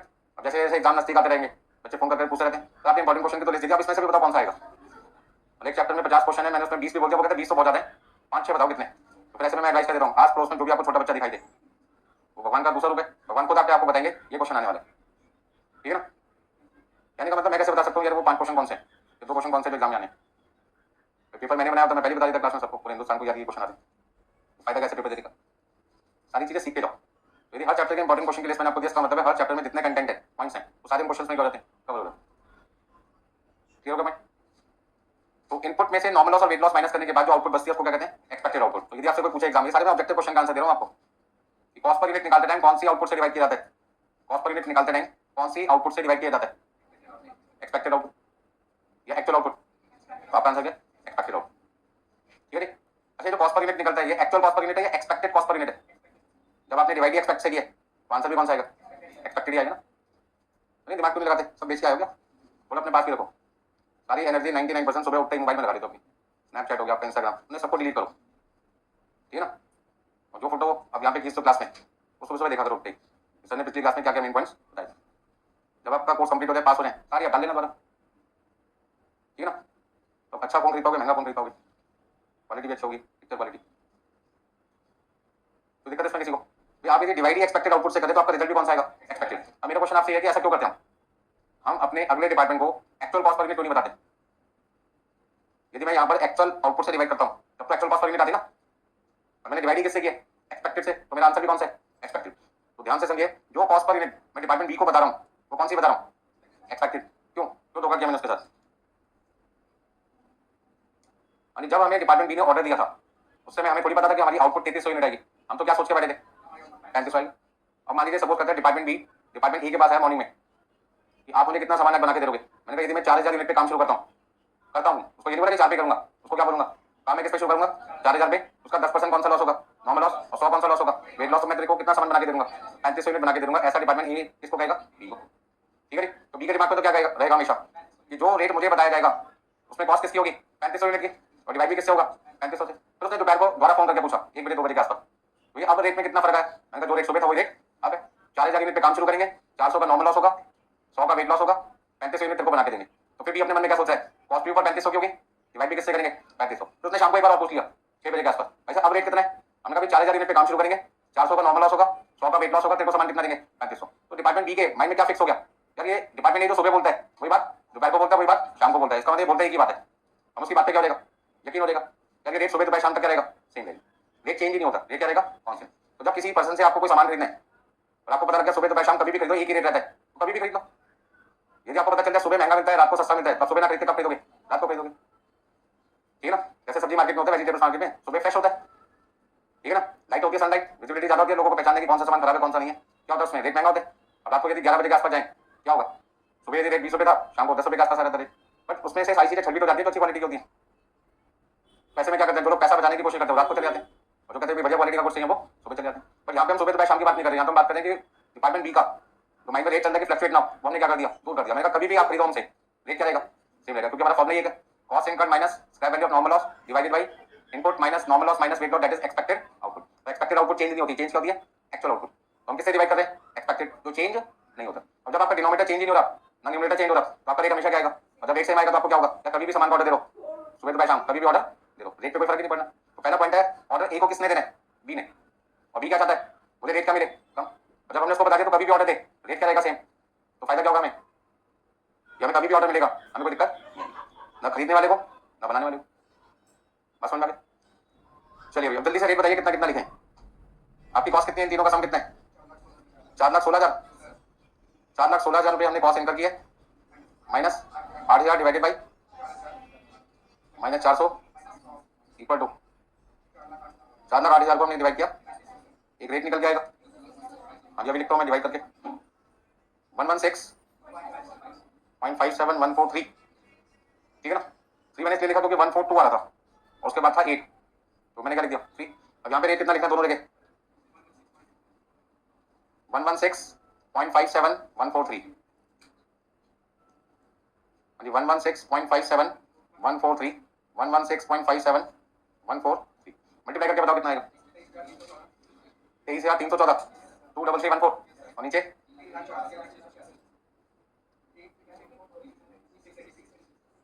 बोलो कोई दिक्कत इसमें? अब कौन सा अकाउंट बनाना है आपको? Abnormal loss account. Abnormal loss account जब बनाते हैं तो उसके लिए हमें कुछ जनरल एंट्री भी पास करनी पड़ती है। एग्जाम में पूछेंगे तो पास करेंगे, नहीं पूछेंगे तो डायरेक्ट भी कर सकते हैं। कोई दिक्कत इसमें?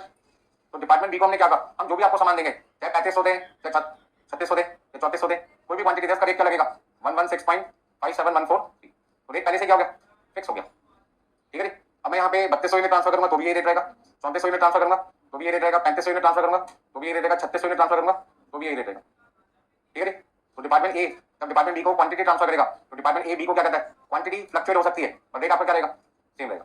और उस रेट को निकालने के लिए हम कौन सी क्वांटिटी को बेस लेकर चलते हैं? एक्सपेक्टेड को, क्योंकि एक्सपेक्टेड कांस्टेंट रहेगा, एक्चुअल क्या हो सकता है? डेली चेंज होता है। किसी दिन वर्कर मोर एफिशिएंसी से काम करता है, किसी दिन लेस एफिशिएंसी से काम करता है, ठीक है ना? आप अपनी क्वालिटी को देख लो, किसी दिन आप ज्यादा बातें करते हो क्लास में, किसी दिन बात कम करते हो, किसी दिन साथ वाले को कहते हो चुप हो जा परेशान कर रखा है तूने, और किसी दिन साथ वाला तुम्हें कहता है नाक में दम करके भाग यहाँ से, ठीक है ना?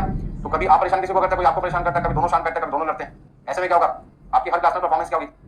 कभी घटती है कभी बढ़ती, ठीक है ना? तो एक्चुअल में चीजें चेंज होती है पर एक्सपेक्टेड क्या रहता है? सेम।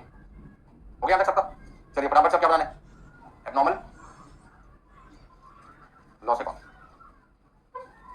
डेबिट लिखा आपने, क्या लिखा? क्रेडिट। मतलब पिछली 2 क्लासेस में जितना आपने पढ़ा वो एक तरीके से सारा का सारा मैंने यहाँ पे प्रैक्टिस करवा दिया आपको। जो लोग फर्स्ट 2 क्लासेस में नहीं भी आए थे घबराने की बात नहीं है, पर क्लास में सारा कवर हो गया। अच्छा यहाँ पे आप नॉर्मल लॉस के डायरेक्ट करके दिखाएं, जनरल एंट्री पास करें डायरेक्ट, क्योंकि एग्जाम में एंट्री तो पूछी नहीं है ना, नॉर्मली पूछते हैं। सबसे पहले आप ये देखो प्रोसेस ए अकाउंट में आपने क्या लिखा? बाई अब नॉर्मल लॉस। क्या लिखा है?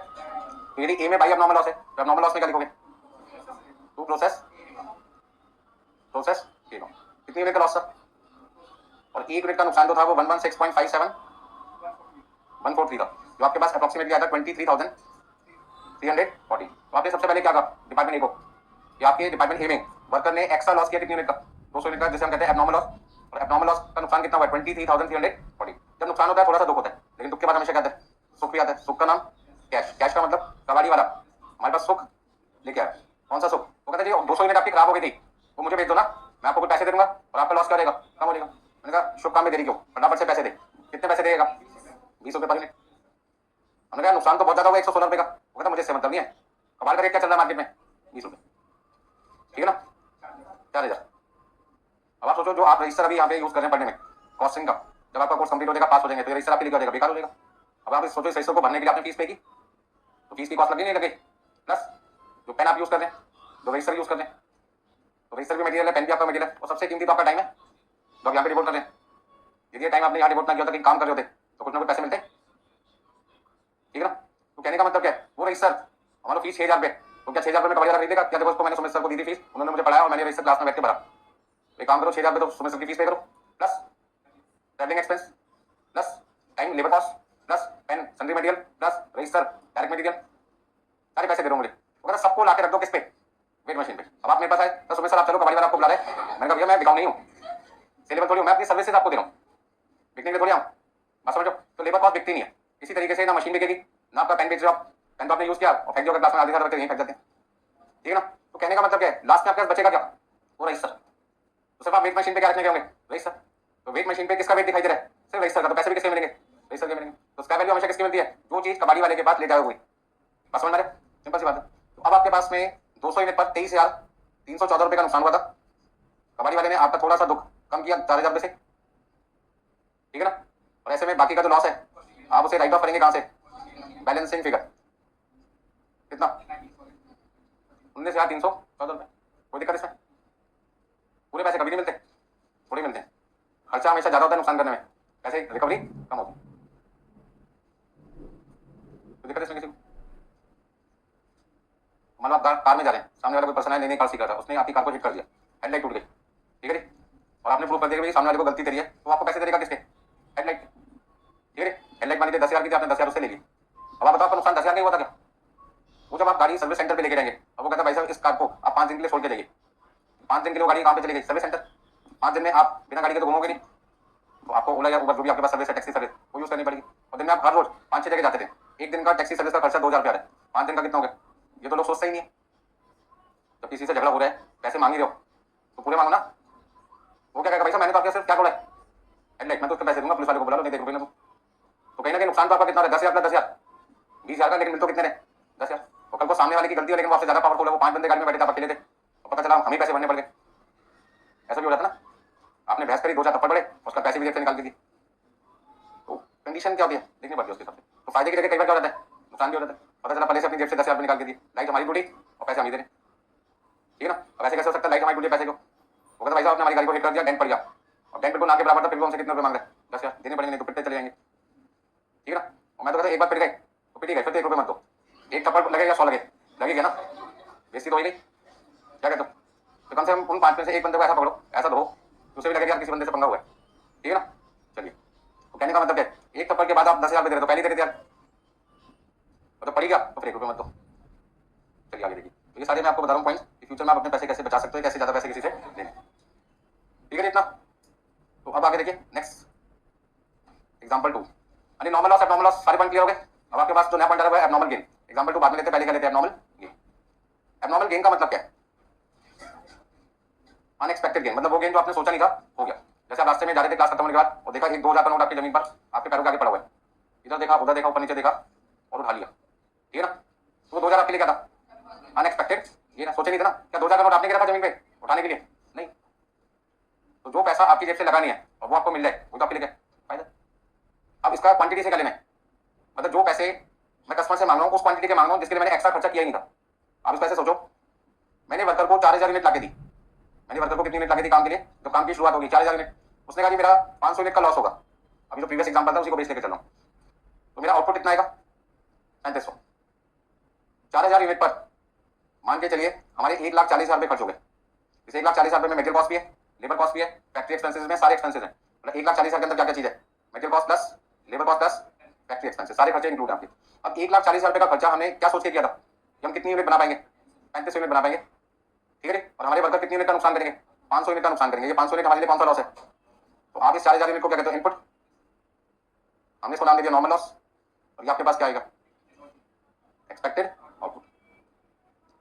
इतना समझ में आ गया आपको? तो ये तो 1,40,000 रुपये कॉस्ट है, वो 1,40,000 रुपये कॉस्ट आपने किस क्वांटिटी के लिए इंकर की थी, या आप 1,40,000 रुपये खर्च करके कितना सामान बना पाएंगे, 3500 यूनिट बना पाएंगे। तो आपने यहाँ पे कॉस्ट पर यूनिट निकाला, कॉस्ट पर यूनिट कैसे निकालेंगे, 1,40,000 माइनस 3500, मान लो स्क्रैप वैल्यू है नहीं क्वेश्चन में, चलो स्क्रैप वैल्यू पे ले लेते हैं, ये काम करते हैं, ये खर्चा मैं ले लेता हूँ 1,45,000, और उसकी जो स्क्रैप वैल्यू है वो मैंने ले ली 5,000 रुपये, 10 रुपये पर यूनिट है, तो 500 यूनिट का 10 रुपये के हिसाब से कितना होगा, 5,000। तो मेरी कॉस्ट कितनी आ गई, 1,45,000 माइनस 5,000, 1,40,000। अब इस पैसे समझो पर यूनिट कितना आएगा, तो मैं अपने कस्टमर को, कस्टमर का मतलब ए डिपार्टमेंट का कस्टमर कौन है, बी का कस्टमर कौन है, सी का कस्टमर कौन है, सेल डिपार्टमेंट का कस्टमर कौन है, मेन कस्टमर जो एक्चुअल में सामान खरीदना है।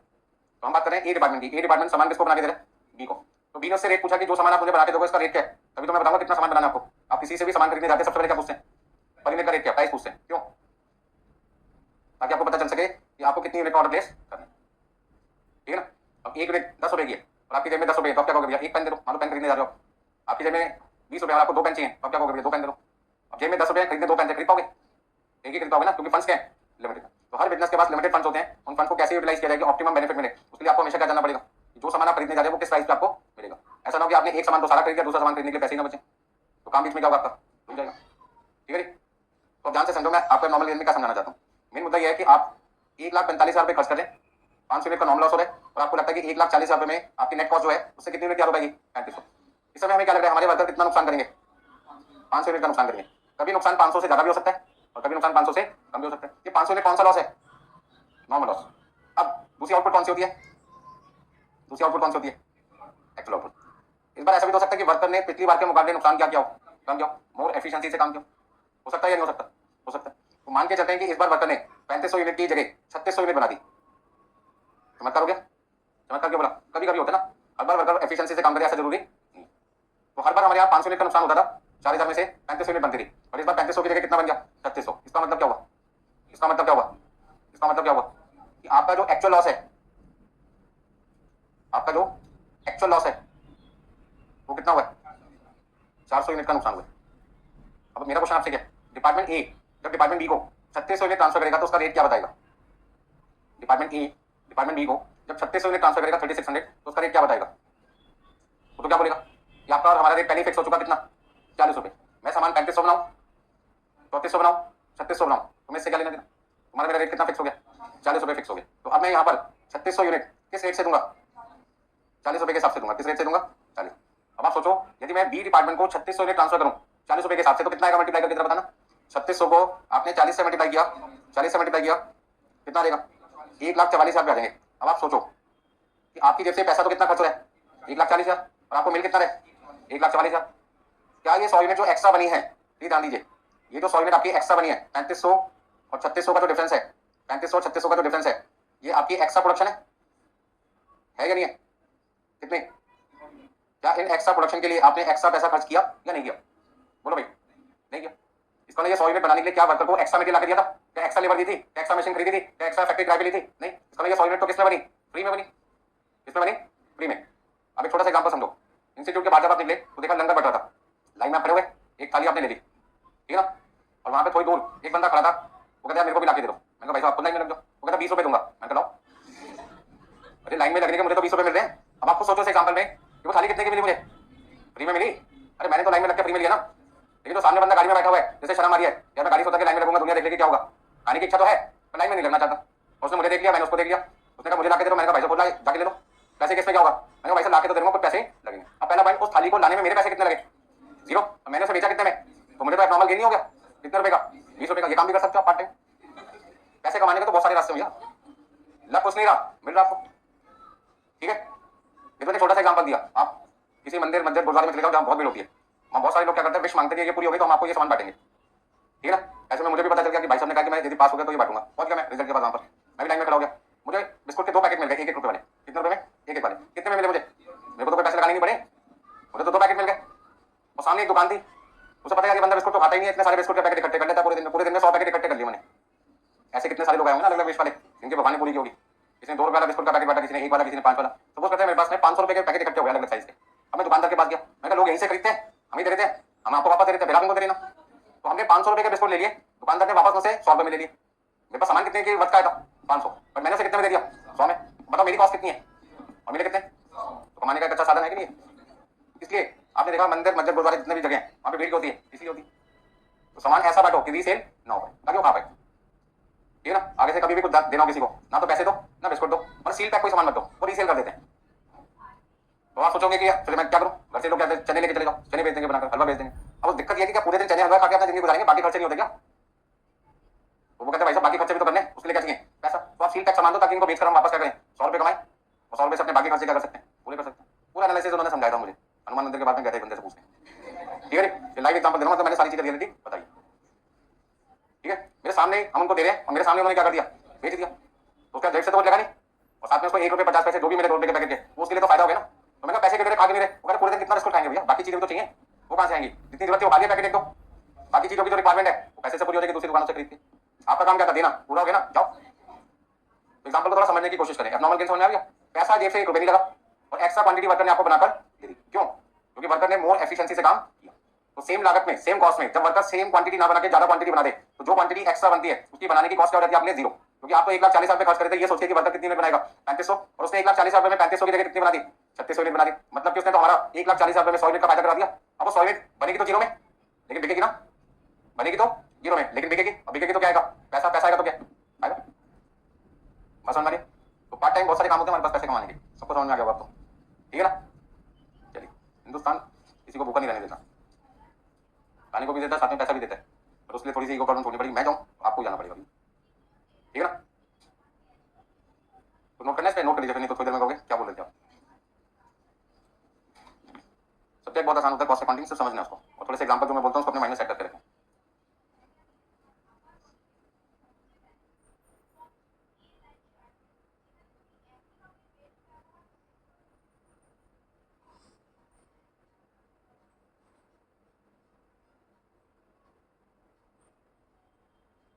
इस चार्ट से मुझे एक चीज तो क्लियर हो गई कि जो क्वांटिटी एक्स्ट्रा बनती है उसे बनाने की कॉस्ट क्या होती है आपकी, 0। यदि आप पूछे एब्नॉर्मल गेन की कॉस्ट क्या है, एमसीक्यू आगे तो क्या बोलोगे, 0, क्योंकि वर्कर ने सेम कॉस्ट में ज्यादा सामान बना दिया। ऐसा कैसे हो गया भाई, वेस्टेज क्या किया उसने इस बार, कम किया। पहले वेस्टेज क्या करता था, ज्यादा। और एग्जांपल ले सकते हो चाउमीन वाले का, चाउमीन बनते हुए देखा कभी आपने, तो उसमें क्या करता है वो उछाल उछाल के चाउमीन बनाता है, उछालने का नतीजा क्या होता है, कुछ चाउमीन जमीन पर गिर जाती है, क्या गिरी हुई चाउमीन आपको दे देगा वो, नहीं, लॉस हो गया ना। अब हम उसको कहते हैं उछालना, वो कहता है फिर टेस्ट नहीं आएगा, फिर मजा नहीं आता बनाने में।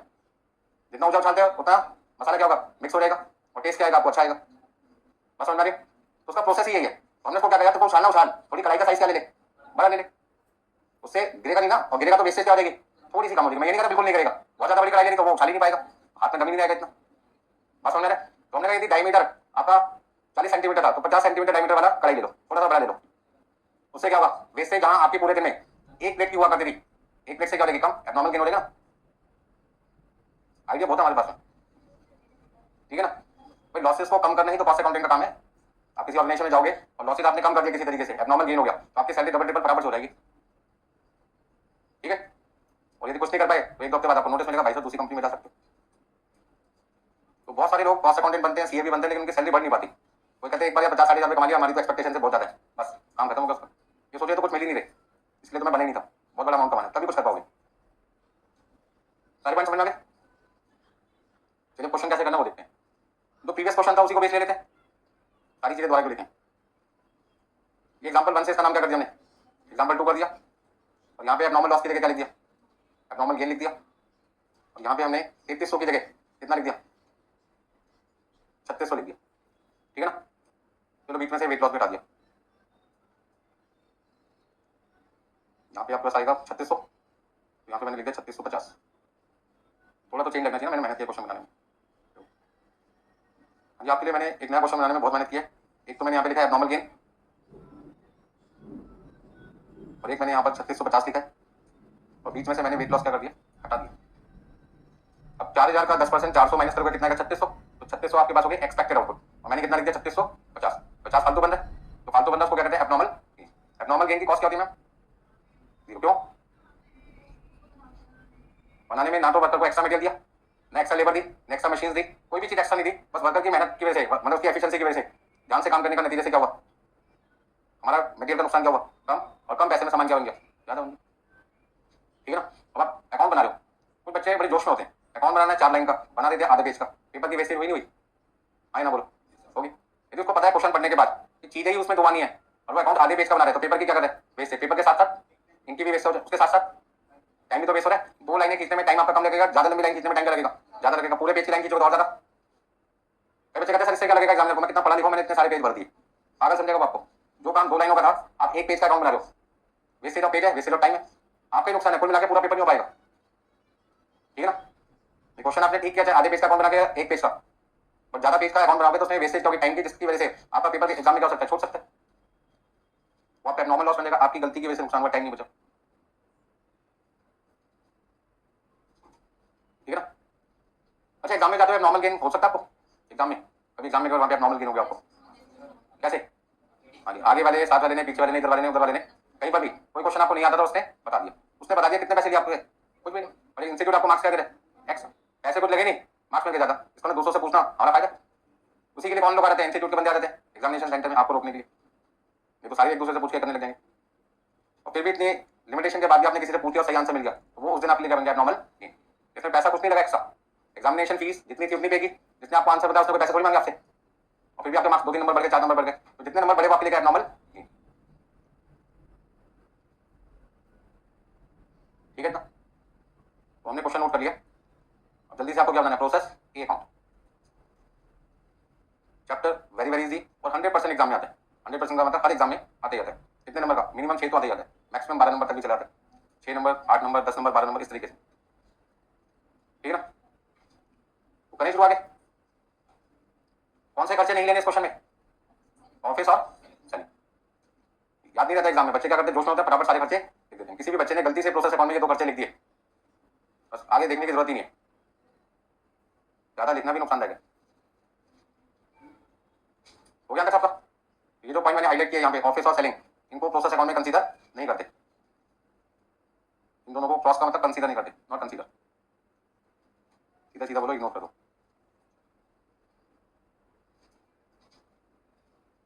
प्रोसेस अकाउंट में आप इन दोनों खर्चों को हमेशा क्या करेंगे, मतलब वो सारे खर्चे जो फैक्ट्री कॉस्ट के टाइम पे नहीं आते सबको इग्नोर करना है। जैसे मान लो इंटरेस्ट लोन आ गया तो उसका फैक्ट्री से कोई लेना देना नहीं है, ठीक है ना, उसे भी क्या करना है, इग्नोर करना है।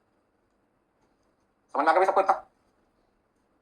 चलिए अकाउंट बनाते हैं। अकाउंट तो यहाँ पे मैंने बना रखा आपके लिए, और उसकी जगह खाली कर देता हूँ फटाफट से।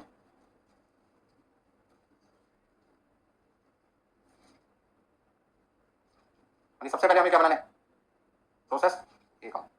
आपने यहाँ पे लिखा डेबिट, क्रेडिट,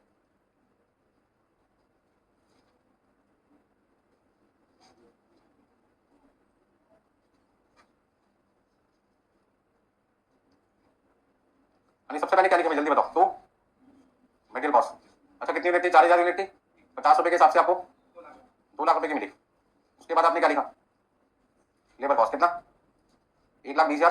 फिर उसके बाद आपने लिखा फैक्ट्री एक्सपेंसेस, जो 1,20,000 का 80% कितना था, 96,000। फिर आपने लिखा यहाँ पे भाई नॉर्मल लॉस कितना है, 10%, 4,000 का 10%, 400। स्क्रैप वैल्यू है भाई क्वेश्चन में कितनी, मतलब कि 8,000। अब ए डिपार्टमेंट से गुड बनकर कहाँ जाने वाला है, डिपार्टमेंट बी में जाने वाला है। कितना, 3650 में, 3650। सबसे पहले प्रोसेस अकाउंट में जितनी जानकारी आपको क्वेश्चन में दे रखी थी वहां से देख के लिख लो। स्टेप नंबर 1 जितनी जानकारी दे रखी थी वो लिखना है। स्टेप नंबर 2 इमीडिएटली क्या करना है, कॉस्ट पर यूनिट वाला फॉर्मूला यूज करना है। Cost incurred minus scrap value of normal loss divided by input minus normal loss minus weight of. अब हमने खर्चा कितना किया है, 2 लाख, 1,20,000 और 96,096 मतलब कि 4,16,000 रुपए खर्च किए। 8,000 हमारी स्क्रैप वैल्यू है, 4,000 माइनस 400 माइनस 0, 4,08,000 को 3600 से डिवाइड कर दो। अब 4,08,000 को जब आपने 3600 से डिवाइड किया तो आपके पास आ जाएगा 113, ठीक है। ये रेट आ गया। अब आपको यहाँ पे समझने वाली बात क्या है, ये जो रेट निकला है ये वो रेट है जो हमने डिपार्टमेंट बी को बताया था कि जो भी सामान आप हमसे लोगे हम उसका रेट कितना लगाएंगे आपके लिए, 113.3333 थी। वो कहता क्वांटिटी, मैंने कहा जो आपको एक मांगो, 10,000 मांगो, 5,000 मांगो, 3,500 मांगो, 3,400 मांगो, 3,600 मांगो, 3,650 मांगो, कोई भी क्वांटिटी मांगोगे रेट आपके लिए क्या हो गया, फिक्स हो गया। तो कॉस्ट पर यूनिट आपको क्या बताता है, फिक्स रेट जो ए डिपार्टमेंट किससे मांगेगा, बी डिपार्टमेंट से, इररिस्पेक्टिव ऑफ यूनिट, कोई भी क्वांटिटी हो हमें उससे कोई लेना देना, ठीक है। अब क्वांटिटी कितनी ट्रांसफर करनी है भाई, 3650, रेट कितना है जरा मल्टीप्लाई करके देखते हैं, 113.3333 इंटू 3650, यहाँ कितना लिखे 413,667 लिख के राउंड ऑफ करके। अब आप बताओ टोटल कितना है, 4050 और यहाँ पे कितना है 421,667।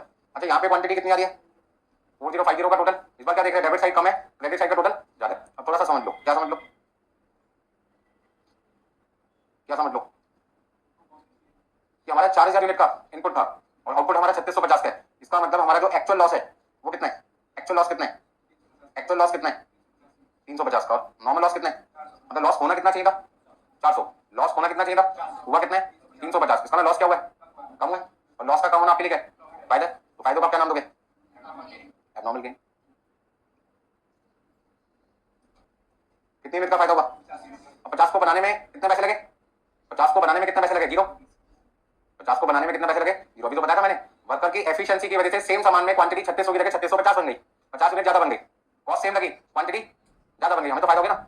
तो 50 यूनिट एक्स्ट्रा बनाने पर हमने भाई एक्स्ट्रा कॉस्ट नहीं लगाई, तो वो 50 यूनिट मेरे लिए क्या बची, फ्री में। बट मैंने उसे कितने में दे दिया, डिपार्टमेंट बी को 113 रुपए के हिसाब से दे दिया, तो मेरे को तो क्या हो गया, फायदा हो गया ना, कितने रुपए का। अरे अभी तो मैंने आपको एग्जांपल दिया था कि मैं लंगर की लाइन में खड़ा था, वहां से थाली ली, सामने गाड़ी वाले बंदे ने मुझे इशारे से बुलाया, मैं गया, भाई साहब मेरे लिए थाली ला दो, मैंने कहा मैं तो नहीं लाता, वो मेरे से पैसे ले लो 50 रुपए, मैं कह लो 50 रुपए दो, तो थाली के लाने के मुझे 50 रुपए मिल रहे, लेकिन थाली के पैसे थोड़ी देने पड़े, तो सर्विस चार्जेस के 50 रुपए मिल गए मुझे, थाली तो फ्री में पड़ी ना। और दिन में यदि मैं 10 थाली बेच दूं 50 के हिसाब से 500 रुपए कमा लूं, लगा कितना, कुछ नहीं आया, कितना 50 रुपए। बस समझ में, ऐसे भी पैसे कमाए जा सकते हैं।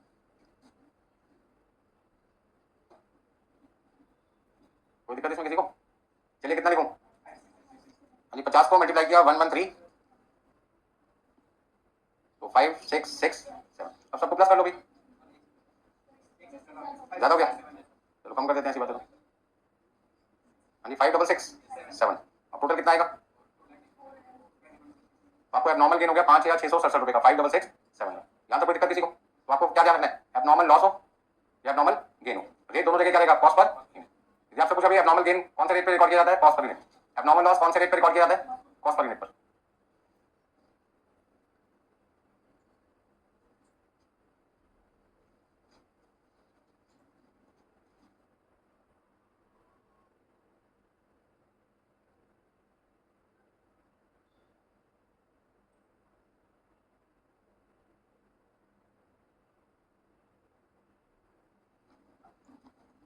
बोलो भाई सबको समझ में आ गया, तो पहला काम आपका खत्म हो गया, प्रोसेस ए अकाउंट बन चुका है, अब क्या बनाना है, abnormal gain account. But abnormal gain account बनाने से पहले आप ध्यान दीजिए, तो 50 यूनिट आपकी एबनॉर्मल गेन हो गया, इस पर आपका एक्चुअल लॉस कितना है 350, और होना कितना चाहिए था 400। तो जब मैंने रेट निकाला 113 रुपए 33 पैसे, जब मैंने रेट निकाला 113 रुपए 33 पैसे, उस समय मैंने डिपार्टमेंट बी को क्या बोला था, कितनी यूनिट का नुकसान होगा, आपको स्क्रैप वैल्यू का पैसा कितने का मिलेगा 400 का। अरे जब मैं लॉस 400 बताऊंगा तो सामने वाला पैसे भी किसका मांगेगा 400 की ना। नॉर्मल लॉस किसका लॉस होता है, कस्टमर का, तो एक लिए कस्टमर कौन है बी, तो बी को जब मैं बताऊंगा लॉस आपका 400 होगा, तो वो पैसे भी किसके मांगेगा स्क्रैप के 400 के, बट एक्चुअल में लॉस कितना हुआ 350 का, तो मैं बेचूंगा कितना कबाड़ी वाले को 350, और बी मुझसे पैसे किसके मांगेगा 400 के, कैसे लाके दूंगा बताओ, पैसे मेरे को मिलेंगे 350 यूनिट के कबाड़ी वाले से, बट मैंने स्क्रैप वैल्यू के पैसे बी को कितने देने, डिपार्टमेंट बी को 400 यूनिट के, तो 50 यूनिट के पैसे मैं कहां से लाके दूंगा भाई, सोचो कहां से लाके दूंगा, इसी एबनॉर्मल गेन में से निकाल कर दूंगा, इसी एबनॉर्मल गेन में से निकाल कर दूंगा। बस समझ आ रही, तो करते हैं आप एक छोटा सा एग्जांपल और ले लेते हैं इस बात की, आपको बहुत जल्दी पैसा कमाना है कम मेहनत करके, मतलब आपके मन में आ रहा है उल्टा सीधा विचार चोरी करने का, सीधा सीधा ऐसा करें, ईमानदारी से तो काम करने में टाइम लगता है ना, पढ़ना पड़ेगा, फिर जॉब लगेगी, एक्सपीरियंस होगा, तब पैसे आएंगे। अब अपने शॉर्टकट तरीका ढूंढा, या साथ वाले के घर पे खिड़की लगी हुई है, यदि मैं उस खिड़की से अंदर चला जाऊँ और लॉकर में से 5 लाख रुपए निकालूं तो 1 मिनट में 5 लाख रुपए आ जाएंगे, आइडिया अच्छा लगा और आपने उसको अडॉप्ट कर लिया। लेकिन पानी की खिड़की पे जाए कैसे, खिड़की तो 1 मंजिल ऊपर है, ठीक है ना, तो उसके लिए आपको क्या चाहिए, सीढ़ी चाहिए, तो जिससे सीढ़ी मिलेगी आप उससे सीढ़ी लाए, ये कह के कि मैं शाम को सीढ़ी भी वापस कर जाऊंगा और आपको उसके 500 रुपए भी दे दूंगा। हाथ क्या क्यों नहीं 500 रुपए दिया आपने, नहीं ना, कंगले थे हम तो, कंगले का मतलब हमारे पास कुछ था ही नहीं, सिर्फ विचार था उल्टे काम करने का। एग्जाम्पल को थोड़ा समझना, सीढ़ी लाने के भी पैसे नहीं थे, तो दुकानदार को क्या बोला, वैसे तो किराया मिलता है सीढ़ी का 50 रुपए, मैं तेरे को कितने दूंगा 500, खुश हो गया, इतने की तो सीढ़ी नहीं है जितने वो किराया दे रहा मुझे, उसने हमें सीढ़ी दी, हम सीढ़ी ले, साथ में एक बंदे को मैंने अपने साथ रख लिया, मैंने तो मोटरसाइकिल स्टार्ट करके रखी हूँ, तेरा काम कैसे मोटरसाइकिल स्टार्ट करना, और तेरे को 2 घंटे के मैं 5000 रुपए दूंगा, वो कहता 2 घंटे मोटरसाइकिल स्टार्ट करने के 5000 रुपए कौन देता है, मान के वो भी, तो अभी जेब से कितने गए 1 रुपए भी नहीं गया, या तो कुछ भी नहीं, बोले तो है 500 भी तेरे को देंगे 5000 भी तेरे को देंगे, 2 बातें होगी ना, सीढ़ी वाले को 500 देना है और बाइक वाले को कितने देने 5000 देने, कब देने, जब सामने वाले के घर में जो लॉकर रखा है उसमें अपना पैसा समझ के मैं 5 लाख रुपए निकाल रहा हूँ, अपना समझने में देरी कितनी लगती है, ठीक है ना। तो हमने एक सही मौका देखा, हमने कहा सामने वाले घर से लोग कितने बजे आते हैं, कितने बजे जाते हैं, कितने टाइम पे खाली रहता है, खाली टाइम ढूंढा, अपना घर समझ के शीशा तोड़ा, सीढ़ी के थ्रू पहुंच के लॉकर से कितने लाख रुपए निकाले 5 लाख रुपए निकाले। अब ये 5 लाख रुपए निकालने में अपना पैसा कितना लगा, कुछ भी नहीं, कॉस्ट तो 0 थी ना। अब उस 5 लाख में से मुझे कितने पैसे देने, एक तो 500 देने, एक 5000 देने, तो उस 500 और उस 5000 को देने के लिए यदि मैं अपने फादर के पास जाऊं कि पापा पापा 5500 रुपए दे दो, एक बंदे को 500 रुपए किराए के देने सीढ़ी के, और एक बंदे को मतलब एक जो बंदा था जो मोटरसाइकिल स्टार्ट करके बैठा होता कि मैं भागू फटाफट से उसके साथ, ये बात थोड़ी बोलूंगा भागू फटाफट से, बाइक वाले को बाइक स्टार्ट करने के 5,000 रुपए देने, तो फादर मान जाएंगे इस बात पे? नहीं। पहली बात तो है कि जब कोई गलत काम करे उसकी जानकारी किसी को होनी नहीं चाहिए। ये तो मैंने मेन पॉइंट बोला ना, कोई गलत काम करे उसकी जानकारी किसी के पास होनी नहीं चाहिए। तो आप एक तो गलत काम क्या कर रहे, चोरी कर रहे, और उसके 2 लोगों को अपना भागीदार बना दिया, एक सीढ़ी वाले का और एक बाइक वाले को। तो जो 500 और 5,000 रुपए 5500 रुपए आपने देने, वो 5500 कहां से लाके दोगे? अपने फादर से घर से मांगे कि चोरी करने के लिए मैंने 500 रुपए की सीढ़ी किराए पे दी और 5,000 रुपए बाइक वाले को दिए, बोल पाओगे? नहीं। मार्केट में रेपुटेशन है फादर की, उसी सोसाइटी के जिस सोसाइटी में आप रहते थे जहां गड़बड़ की है, प्रेसिडेंट आपके फादर ही है, तो नाम खराब हो सकता है, बता नहीं सकते, मजबूरी है। आप क्या करोगे? 5500 कहां से दोगे? 5 लाख से। इसका मतलब गलत कमाई से ही गलत जगह के खर्चे पूरे किए जाते। मतलब समझ क्या है कि 500 रुपए गलत काम के लिए देने, 5,000 रुपए भी गलत काम के लिए देने, गलत काम का खर्चा कहां से रिकवर होगा? गलत जगह से जो कमाई की होगी आपने। समझ में? तो कहने का मतलब क्या, कस्टमर से आपने झूठ बोला कि 400 रुपए का नुकसान होगा, हुआ कितने का? 350 का। तो आपने उसको 350 क्यों नहीं बताया, 400 क्यों बताया? क्योंकि हमारी एक मजबूरी थी। क्या मजबूरी थी कि आप सुबह पूछोगे रेट, दोपहर को पूछोगे, रात को रेट पूछोगे, कभी भी पूछोगे, 12 घंटे में 12 बार हमारा रेट क्या रहेगा? सेम रहेगा। क्योंकि यदि हम रेट बार बार चेंज करके बताएंगे तो खरीदने वाले का विश्वास हम पे क्या होगा? बदल जाएगा। उसे लगता है कभी महंगा बताता है दुकानदार, कभी महंगा सस्ता बताता है, उस चक्कर में दूसरे दुकानदारों के भी रेट पूछता रहेगा बार बार। ठीक है? तो कहने का मतलब क्या हुआ, कस्टमर की नजर में हमें कांस्टेंट रेट रखना है। तो कांस्टेंट रेट कब रख पाएंगे? कांस्टेंट रेट कब रख पाएंगे? जब आप हर बार लॉस कितना बताओगे? 400 400 400 400, आज भी 400, कल भी 400, 2 दिन बाद भी 400, 10 दिन बाद भी 400, तो रेट हमेशा क्या निकलेगा? सेम ही निकलेगा। तो हमें कस्टमर को कौन सा रेट बताना है? कस्टमर का ए डिपार्टमेंट के लिए कस्टमर कौन है? बी। तो ए बी को क्या कहेगा? हमेशा नुकसान कितने का होता है? 400 का। जब भी हम 4000 यूनिट पे काम करते हैं तो नुकसान कितना होता है? 400। तो हम आपको तो रेट निकाल के देंगे, उसमें 3600 से डिवाइड करके देंगे। अब वो कहता है क्वांटिटी कितनी दोगे? हमने कहा इररिस्पेक्टिव जितना आप चाहो उतना देंगे। आपको 3600 चाहिए तो भी 3600 देंगे, 3650 चाहिए 3650 देंगे, 3400 चाहिए 3400 देंगे, लेकिन रेट ये रहेगा। बात समझ में आ गई? चलिए अब मैं आपको यहाँ पे जनरल एंट्री सिखाता हूँ और कॉन्सेप्ट को क्लियर करते हैं। सबसे पहले फर्स्ट पॉइंट, हमें नॉर्मल लॉस कितना हुआ, तो हम एंट्री पास करेंगे नॉर्मल लॉस अकाउंट डेबिट। कौन से प्रोसेस में हुआ था? Process A account. यानी कितना है नॉर्मल लॉस, कितना लिखा था प्रोसेस ए अकाउंट में आपने? 8,000 का। क्या सोच के 400 यूनिट का नुकसान होगा और 20 रुपए के हिसाब से हमें कबाड़ी वाला कितने रुपए देगा? 8,000 रुपए देगा।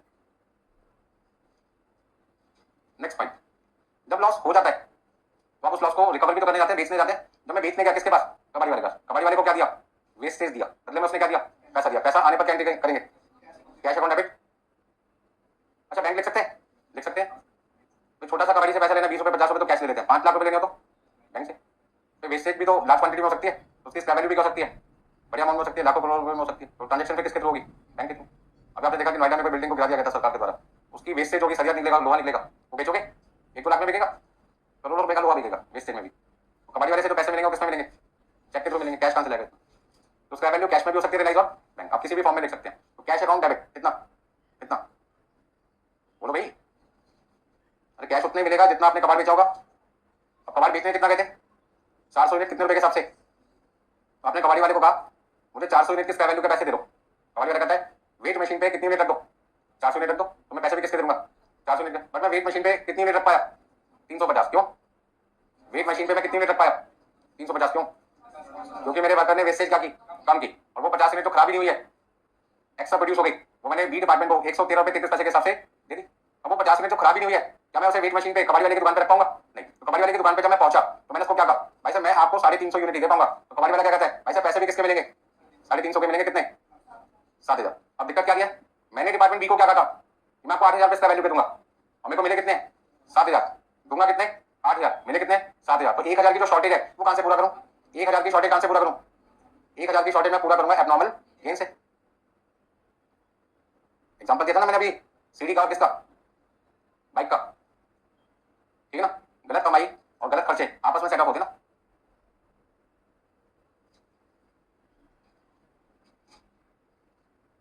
ऐसा कोई उल्टा सीधा काम नहीं करना। तो एब्नॉर्मल गेन कितना आ गया आपके पास में? फायदा है नुकसान है? जो मैंने एब्नॉर्मल गेन को डेबिट किया 1,000, मेरा फायदा है मेरा नुकसान है? कितने लोग कहते हैं फायदे को डेबिट किया जाता है? तो कौन सा अकाउंट पढ़ा आपने? नुकसान डेबिट होता है, फायदा क्रेडिट होता है। यदि एब्नॉर्मल गेन डेबिट हो रहा है आपका 1,000 रुपए का जो फायदा हुआ था वो आपका सेट ऑफ हो गया, यूटिलाइज हो गया किसी और नुकसान को राइट ऑफ कर देने। एब्नॉर्मल गेन डेबिट होने का मतलब क्या है, आपने कस्टमर को कहा था कि हम आपको नॉर्मल लॉस के 8,000 रुपए ला के देंगे, लेकिन आपको कबाड़ी वाले से मिले कितने? 7,000। तो देने तो 8,000 है, मिले कितने? 7। तो 1,000 की जो कमी है उसे कहां से पूरा करोगे? एब्नॉर्मल गेन से। इसको एब्नॉर्मल तरीके से जो कमाई की थी उसमें से 1,000 रुपए आपको निकालकर किसको देने पड़ेंगे? डिपार्टमेंट बी को देने पड़ेंगे। किस नाम से? नॉर्मल लॉस के कितने पैसे मिले? 8,000 रुपए, जबकि मिले कितने थे? 7,000। हो गया सबका। अब नेक्स्ट पॉइंट, एबनॉर्मल गेन हुआ कितने का एक्चुअल में? Process A account debit to abnormal gain,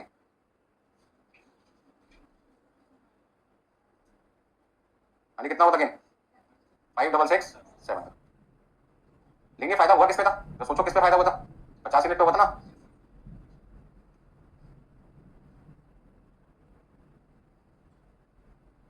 तो यदि मेरे को 5667 का फायदा लेना है तो पहले मुझे कितने रुपए का नुकसान भी उठाना पड़ेगा?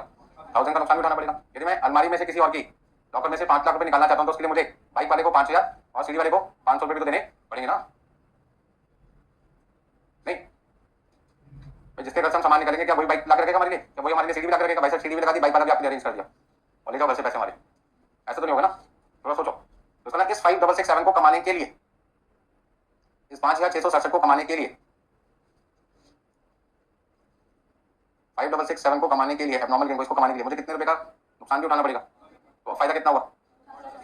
ठीक उसी तरीके से 5 लाख का फायदा हुआ था, बट उसमें से 5500 चले भी तो गए थे, तो आपका फायदा कितना रहेगा था? 4,94,500।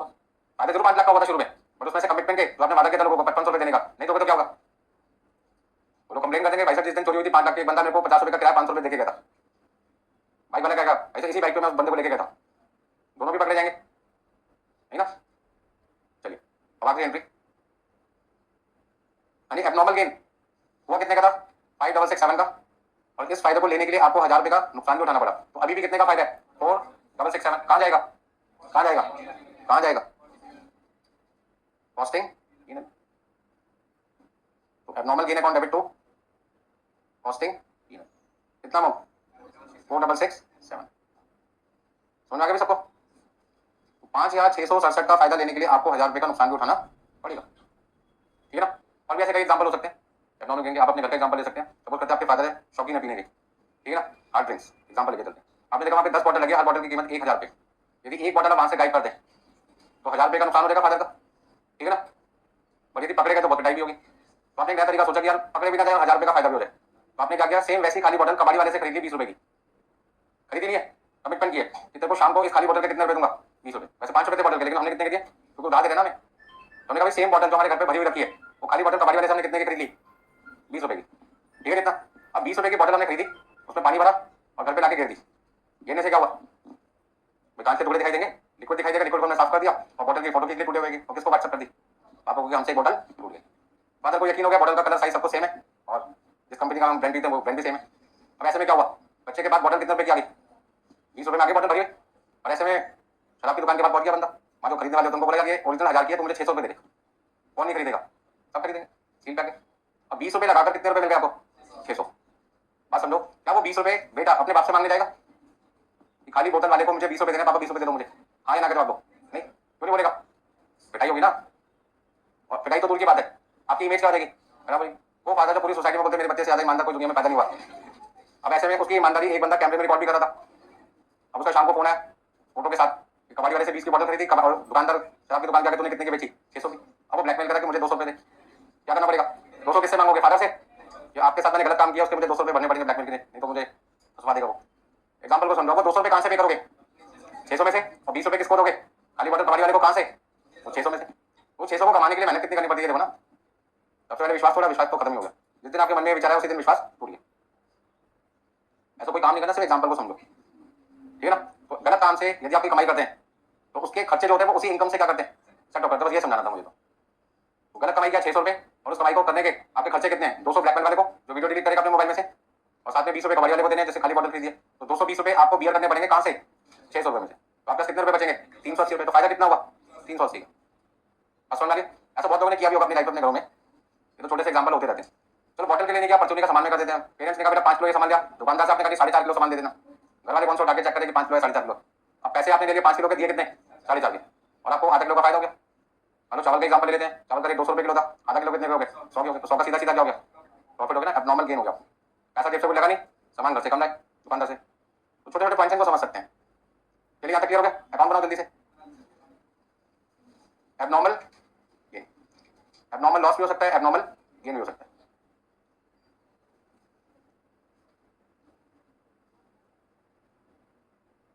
यहाँ पे क्या लिखना है? यूनिट्स क्या लिखेंगे?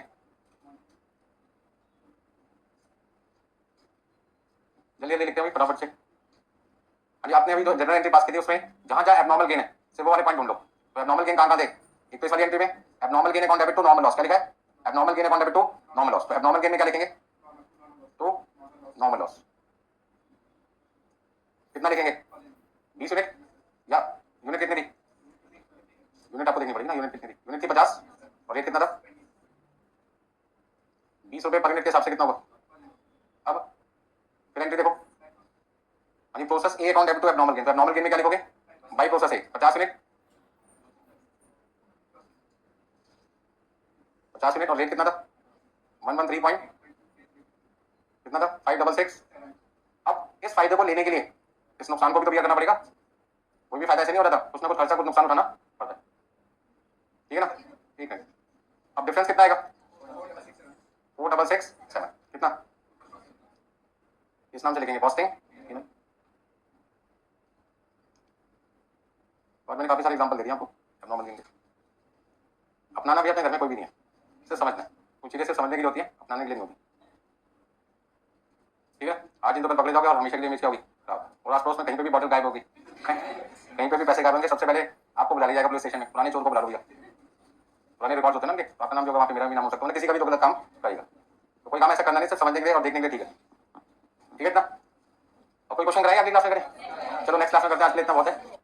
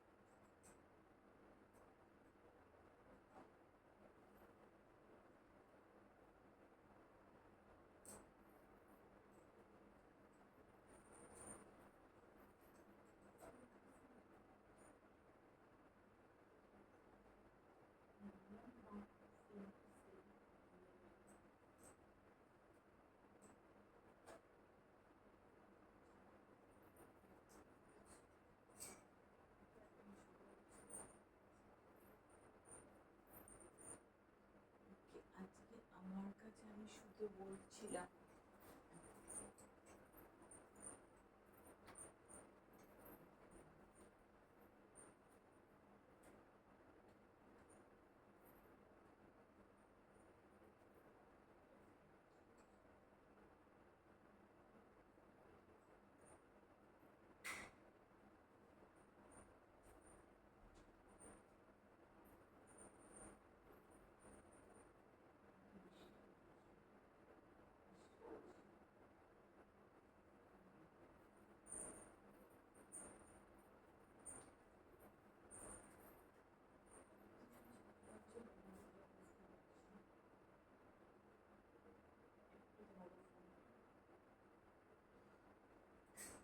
সোনা তুই লাইট অফ করিস নি কেন নিচে? এই সোনা,